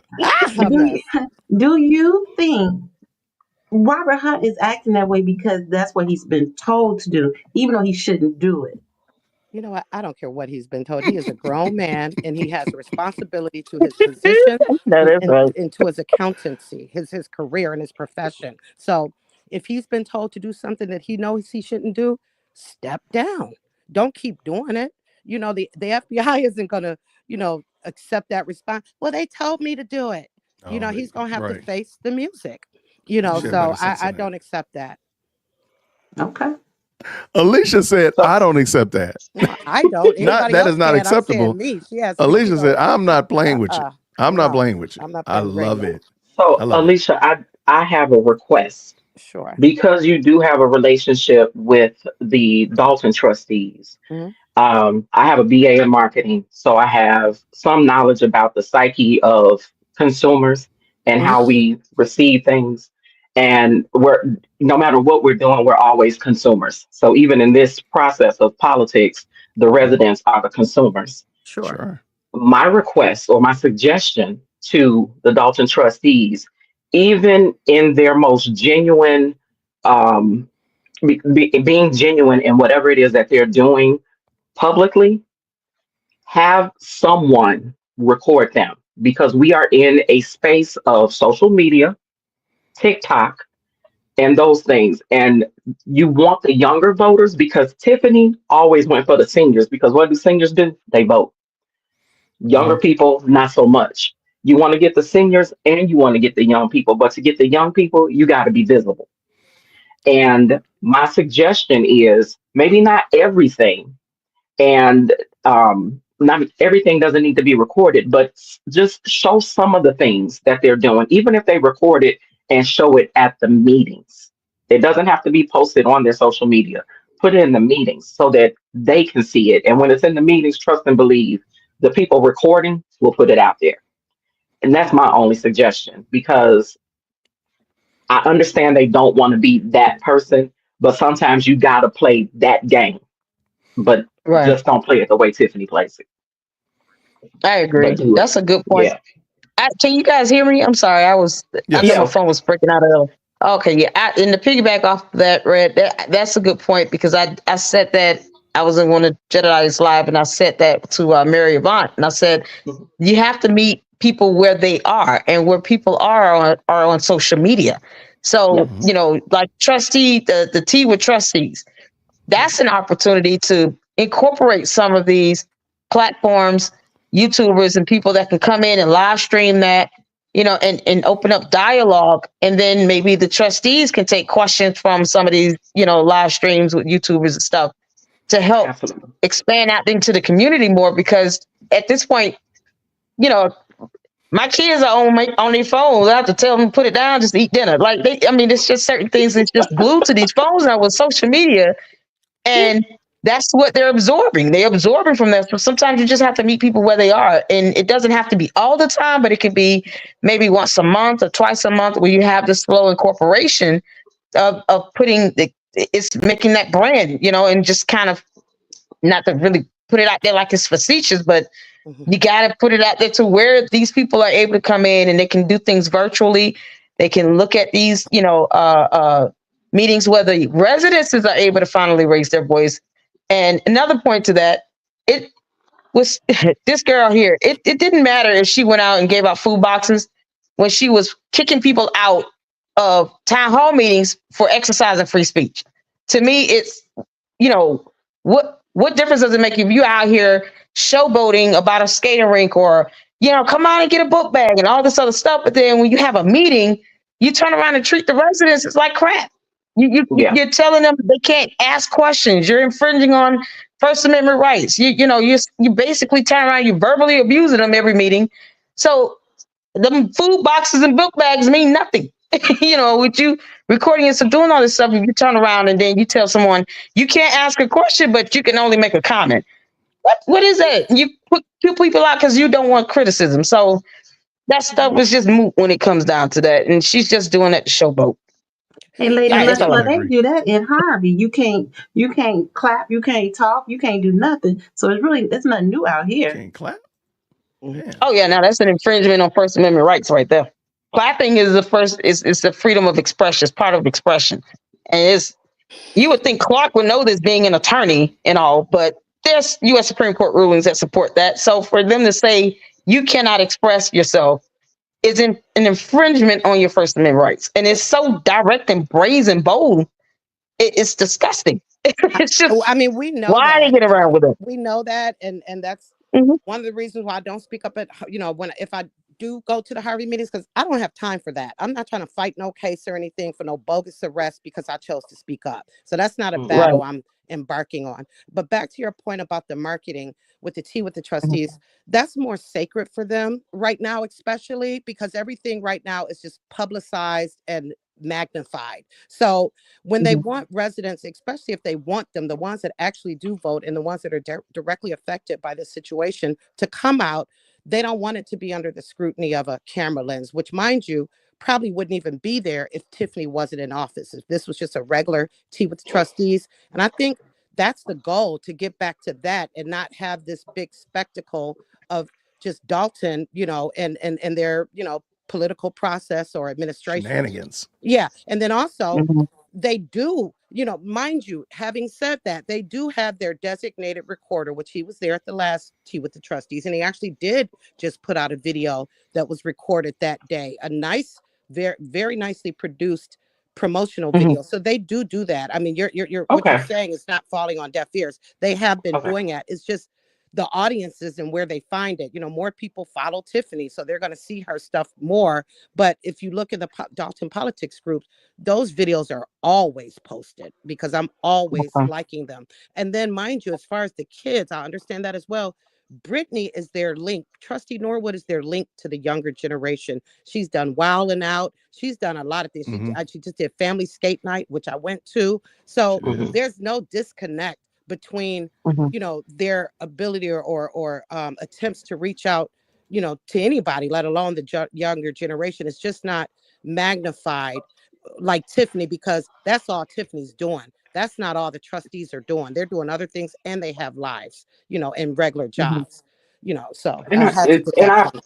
Understood. and I appreciate that. I guess for Yeah. me with Tiffany, like I'm always sickened when people see someone homeless on the street and they help them, but they record themselves helping them. That's how I see Tiffany.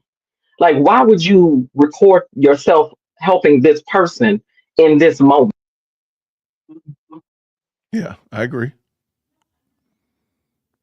Like that's the do that in your private time. Don't make a spectacle out of this person when you're trying to do something good for them. Just do something good. And I see Tiffany as that person, but I can see the trustees not wanting to be in that type of space. I get that part. But maybe if I don't know. I just feel like if they can just get their information out there a little more widespread, then You're off to the race. that's Point taken. I would recommend that they just treat it like teachers used to do.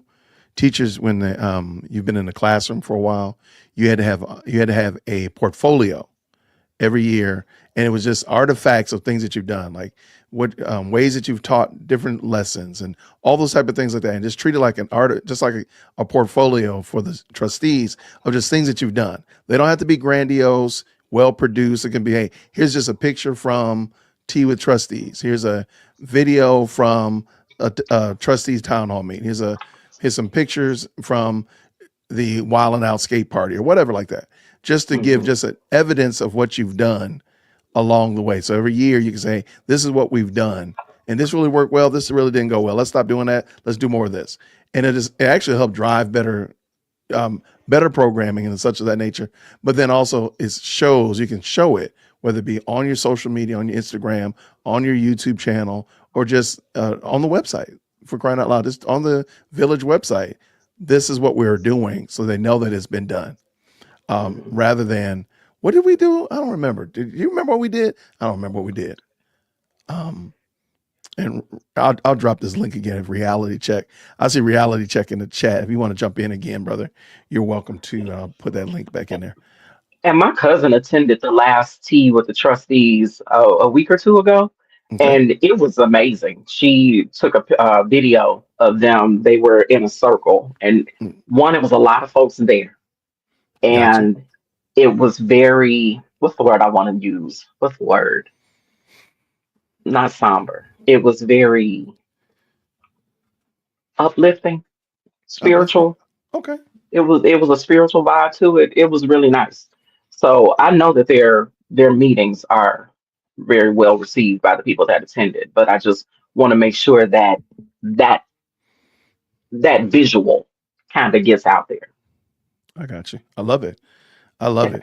And if you want to, Reality Check, if you want to jump in just to say hey and make sure everybody knows where to find you, I would gladly give you an opportunity to jump in here into this. We can double Dutch. We double Dutching out here. You can jump in here, get your turn for sure. No, that's cool. Do you feel that and I'll start rounding these bases because I know y'all like, look, we still talking. Do you feel that the engagement from the community is only because of what's been going on?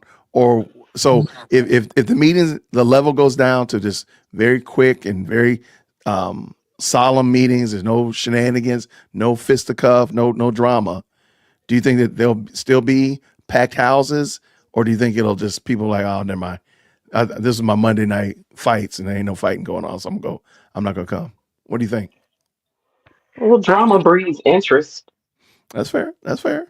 But will it continue? Like, is this going to be? Do you feel like this will be genuine interest from the residents? So again, like Tiffany's out. It's a cool, calm, collected township. Cool, calm, collected Dalton. What are you thinking? Well, what I think is that this these shenanigans have brought awareness.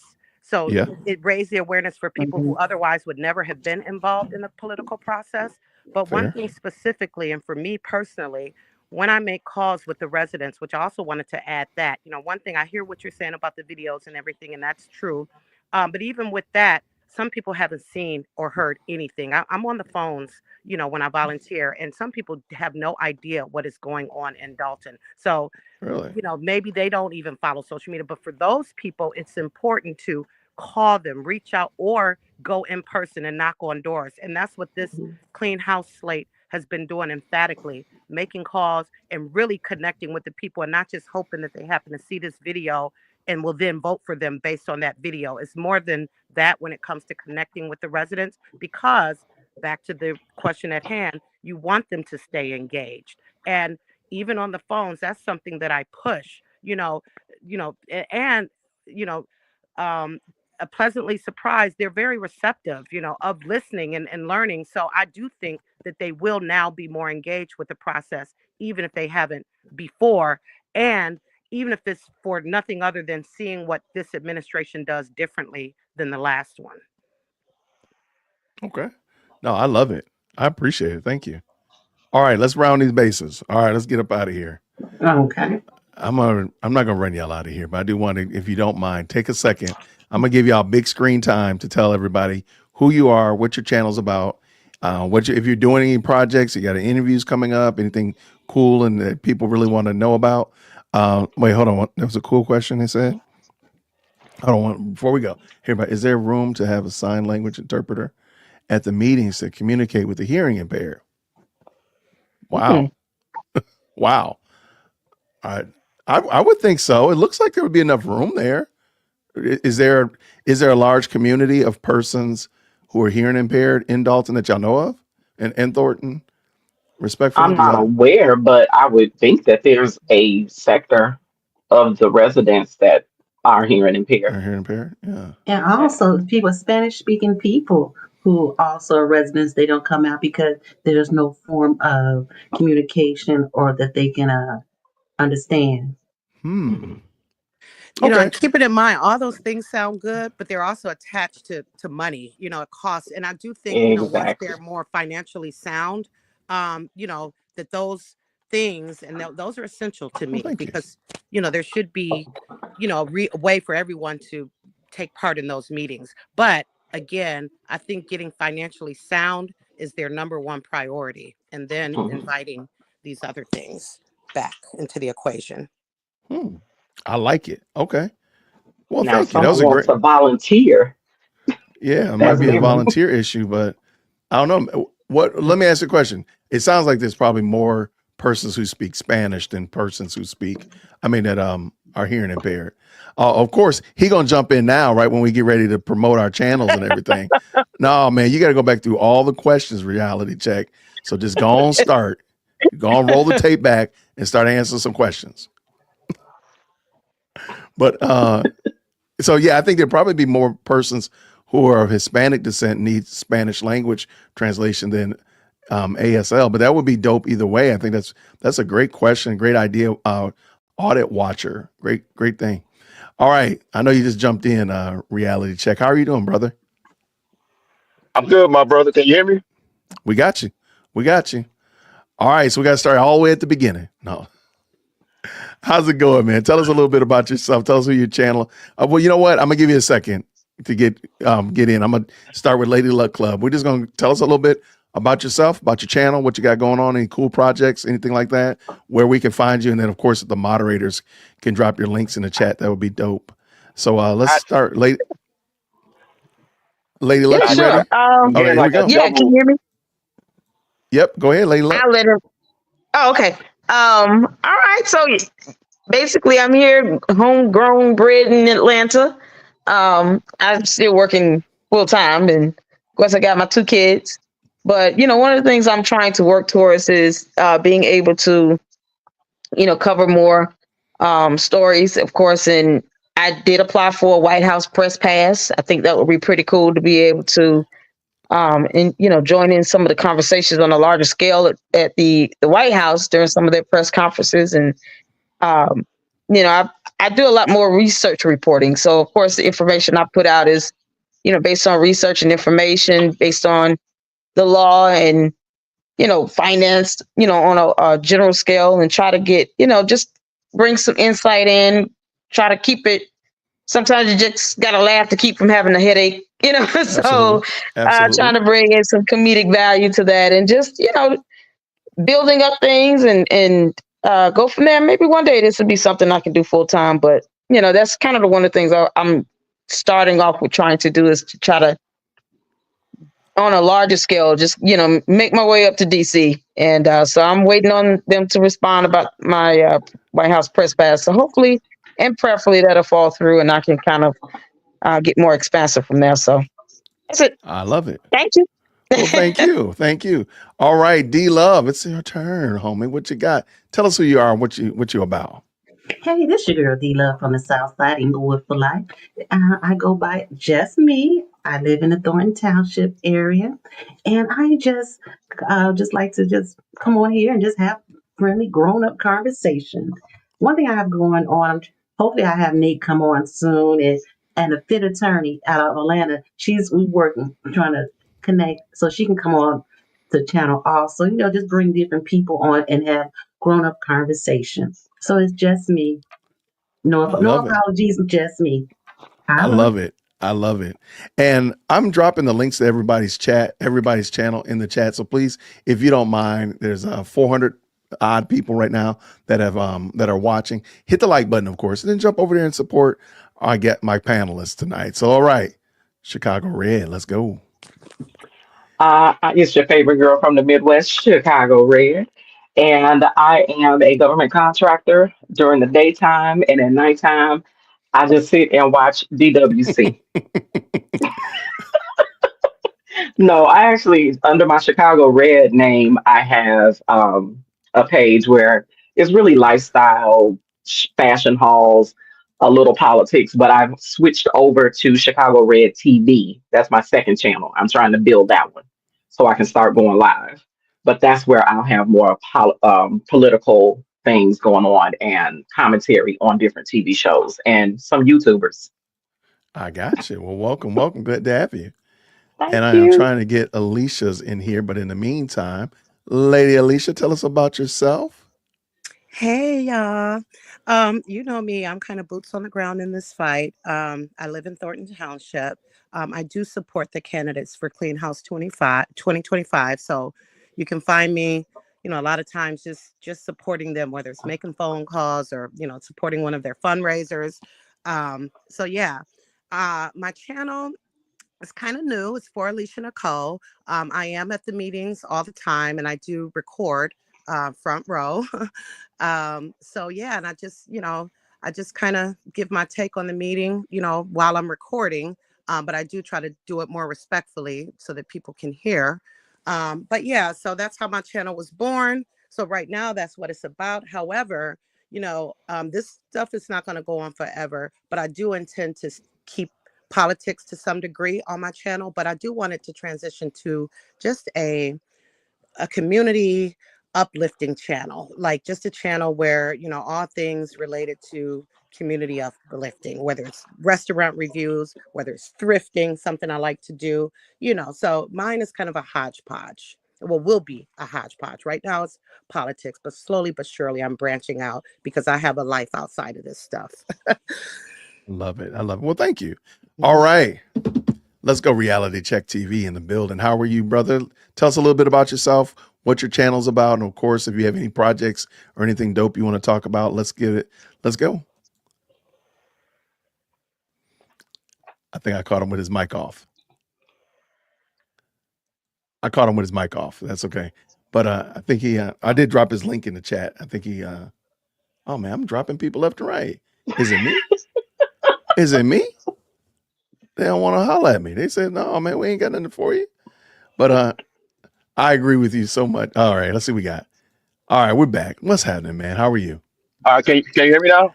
Yes, we can, sir. Tell us a little bit about yourself, about your channel, anything cool you got going on.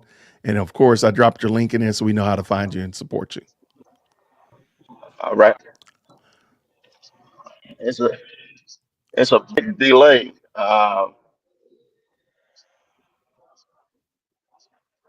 Okay, well, It's a big delay. I can hear you, and then it's an echo. But I'm Reality Check TV Chicago. I'm investigative journalist. I'm also a minister, and I do every Sunday evening at 8:30, 8:40 p.m.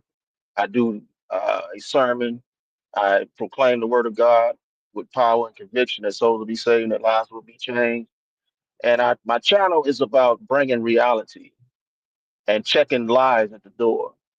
And I'm transparent. I'm out in the streets every day.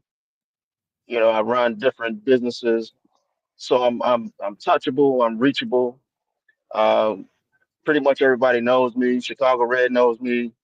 Uh, Nicole knows me, and of course you know me, yeah, and most certainly. everybody else. And my opinion about what's going on with Thornton Township and Dalton, it just needs to be more transparency. All the hidden agendas that's in the background need to be addressed. And when falsities are brought forth, they need to be checked at the door. And people need to be wise and mindful of who they're putting in seats, Most because certainly. a lot of people don't deserve those seats. And that's just my opinion. That, I think that makes great sense. Thank you so much. Reality Check TV. I appreciate you, brother, for sure. Now, you're always welcome. Of course, all of you all are welcome to come through whenever. Hit me up and shoot me an email, anything of that nature. I do want to say thank you to the best live chat on the internet. Thank y'all so much for making this a great conversation. It was impromptu, but I love the way it fleshed out. I love it. I'm glad to have y'all. If y'all could please make sure, I did drop the links for all of my guests, even those that have tapped out. I've left their links on the chat, so please make sure you go by and check out what they're doing. Give them a nice like. I'm sure they've earned it, so I'm gonna speak on behalf of them. They already earned it. So go ahead and make sure you like their channel, Jason, is subscribe, this and all the that good jazz. precursor for election day? For election night? Is this the precursor?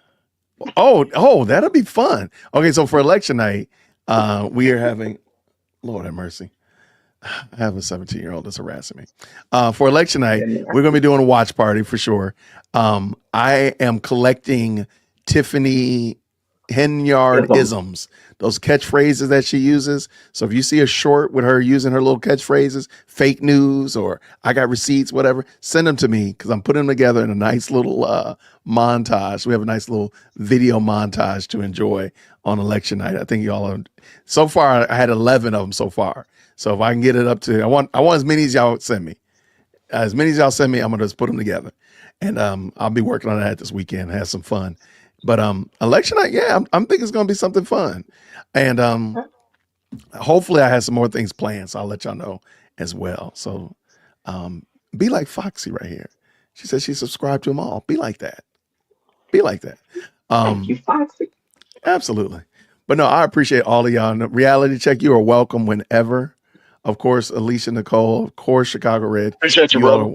You all are more than welcome whenever. I appreciate y'all, especially the fact that, and you're in Chicago too, right? Reality Check. You're not just like me, a carpetbagger, right? You're actually in Chicago. He's here. Yeah. Yes, sir. Yeah. Morgan Park, Beverly area. Yeah, I think that's dope that there's so many of you all in this area that are involved in this and know each other and cross pollinate. So that's cool. Next time, I'm just here to make sure everybody. Oh, go ahead. I'm sorry. No, Alicia said next time she'll make sure she's camera ready. She put her bonnet on early. I'm just making sure that the outliers understand that the S on Illinois is silent. Dalton is not spelled with an A. Cook County, the village, and the township are three different entities. Really? I'm just trying to help the people. Help the people out, especially because we're It's a lot. undocumented. We're It's a lot. undocumented. But the funny thing is, there's a Dalton, Georgia, and it's up the street from me. So I've had many people send me stuff from Dalton, and I'm like, no, that's the wrong one, baby. No, that's not their board meeting. No, there's a little bit too much vanilla in that board meeting, baby. That's not Dalton, Georgia is not Dalton. lit. Yeah. There will be no shenanigans in Dalton, Georgia. None. Board meeting. I'm just gonna give you a heads up. No, that's a good point. I don't think I even mentioned that, but yeah, you're right. But everybody, I want to say thanks again. Thank y'all so much for hanging out with us. And we look forward. Let's do this again. Let's plan to have y'all come back again, talk about some other topics. Who know? Tomorrow we might be talking about Tiffany's receipts. Tiffany's got receipts coming. Now, reality check. Now, come on, man. You know them receipts is coming, man. Yes, sir. Right? They coming. Oh, yeah, they're coming. Hopefully. Are they gonna look like the receipts like you was that note from that you would give your teacher in elementary school, or you wrote it out in the crayons about my mom said those receipts gonna be bad. If You they know, ever I did material. that in second grade one time. I knew it. I knew it. I didn't know any better. I'm here to judge you. Okay, well, if I'm gonna tell you right now, we don't judge. I'm gonna tell you right now, if by any chance she does upload some videos, some quote unquote receipts, please know this camera's coming back on. It's going. Matter of fact, let me check right now before I go. President Firstborn is right here. What do you want? Come here. All right, President Firstborn wants to harass y'all. Oh wait, I'm firstborn too. Oh, ain't nothing in there. Oh my gosh. Okay. Prom dress sighting. No, don't bring it over here. All right, everybody. Okay. All right, that's cute. Okay, prom dress is in the building. If you're following me, what was that? Last week? It was Saturday? Okay, that looks cute. Okay. Don't get your cute stuff Keeping it out of classy. Call your mom. All right. Everybody, I want to say thank y'all so much. Now I gotta go figure out. Now I gotta go do prom dress assessment.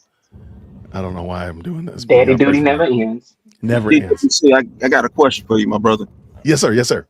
Are you a minister? I'm a deacon. You're a deacon. Okay. That is correct. But That's what else? Oh, okay. Dollars. Say again. Because if you read in Timothy, it deals with how you're supposed to be married to one wife and not a brawler, not a drinker, not one that speak lies, that rules his house well. All these attributes are listed for the deacon as well as the ministers. That is correct. So I appreciate that, my brother. And no problem. Having me on, I don't have the echo and the delay now. I had to turn my earpieces off. I had to figure that out. So if I spoke out of order, I apologize. Not a problem. And we've been having a great night, and you are more than welcome. You had no problem. You were fine. You're perfect. All right. So you are welcome whenever, man. Looking forward to connecting with you again. Chicago Red, thank you so much for being gracious and coming through and blessing us with your presence. Thank you so much, Alicia, as well. I'm just glad to hear some different perspectives about what's going on in this community, because you hear from the news, and let's just say like most of it is sort of kind of right. But then to hear from you all, boots on the ground, literal residents, multiple year residents, you hear like, oh, it's really not what I was told. Or you get a better perspective on things that they're not even mentioning, like the skating rink and things like that. No, because I talked to somebody today about the skating rink, and I was like, no, the skating rink is in ill repair. Like, no, it's not. I'm like, no, like literally I sent pictures. I got the videos on my channel. The skating rink is not in good repair right now. And they didn't believe me. I said, well, go check it out and get back to me. But, those little cool things like that. So I'm glad that y'all were able to come through tonight. And no problem. Thank you for the invitation. I'm glad something was able to work in my favor and I was able to get on. Oh no, well, we're glad that you did. I'm glad reality check came through and everybody else that came through as well. So y'all, thank you so much. I'm gonna let y'all drop back. And if y'all want to hang around, I'll catch you in a second. I'm gonna say goodbye to everybody. So real quick, y'all, thank you so much to the best live chat on the internet. That was a lot of fun. All right. I gotta wait because it wasn't pinned up correctly. Real McCoy. It wasn't pinned correctly. So she was doing a lot. But it's a cute dress, I have to admit. It's a lot longer than I thought it would be too, though. So there'll be pictures showing up eventually. But she was like just bringing it. I think she's going to take it to the seamstress to get some parts of it stitched up better or something. I don't know. That's what she was trying to tell me. But anyway, thank y'all so much for rapping with us. Hopefully y'all enjoyed that. That was fun going over the legal cases. And then of course, having all these great guests, man, lots of fun guests, man. We'll have to do that again. So let's, who knows if Tiffany drops a report, I guess we'll be back tomorrow, but I'll probably be back tomorrow anyway. So look out for the thumbnail, all that kind of good jazz. Thank you again to all of you all. I appreciate the moderators. Thank y'all for keeping everything moving in the right direction, keeping the ship afloat. I really appreciate y'all. It's been a blessing. Thank you so much. All right. I'm going to go be a dad. So if y'all don't mind, I'll see you all real soon. Grace and peace. Take care.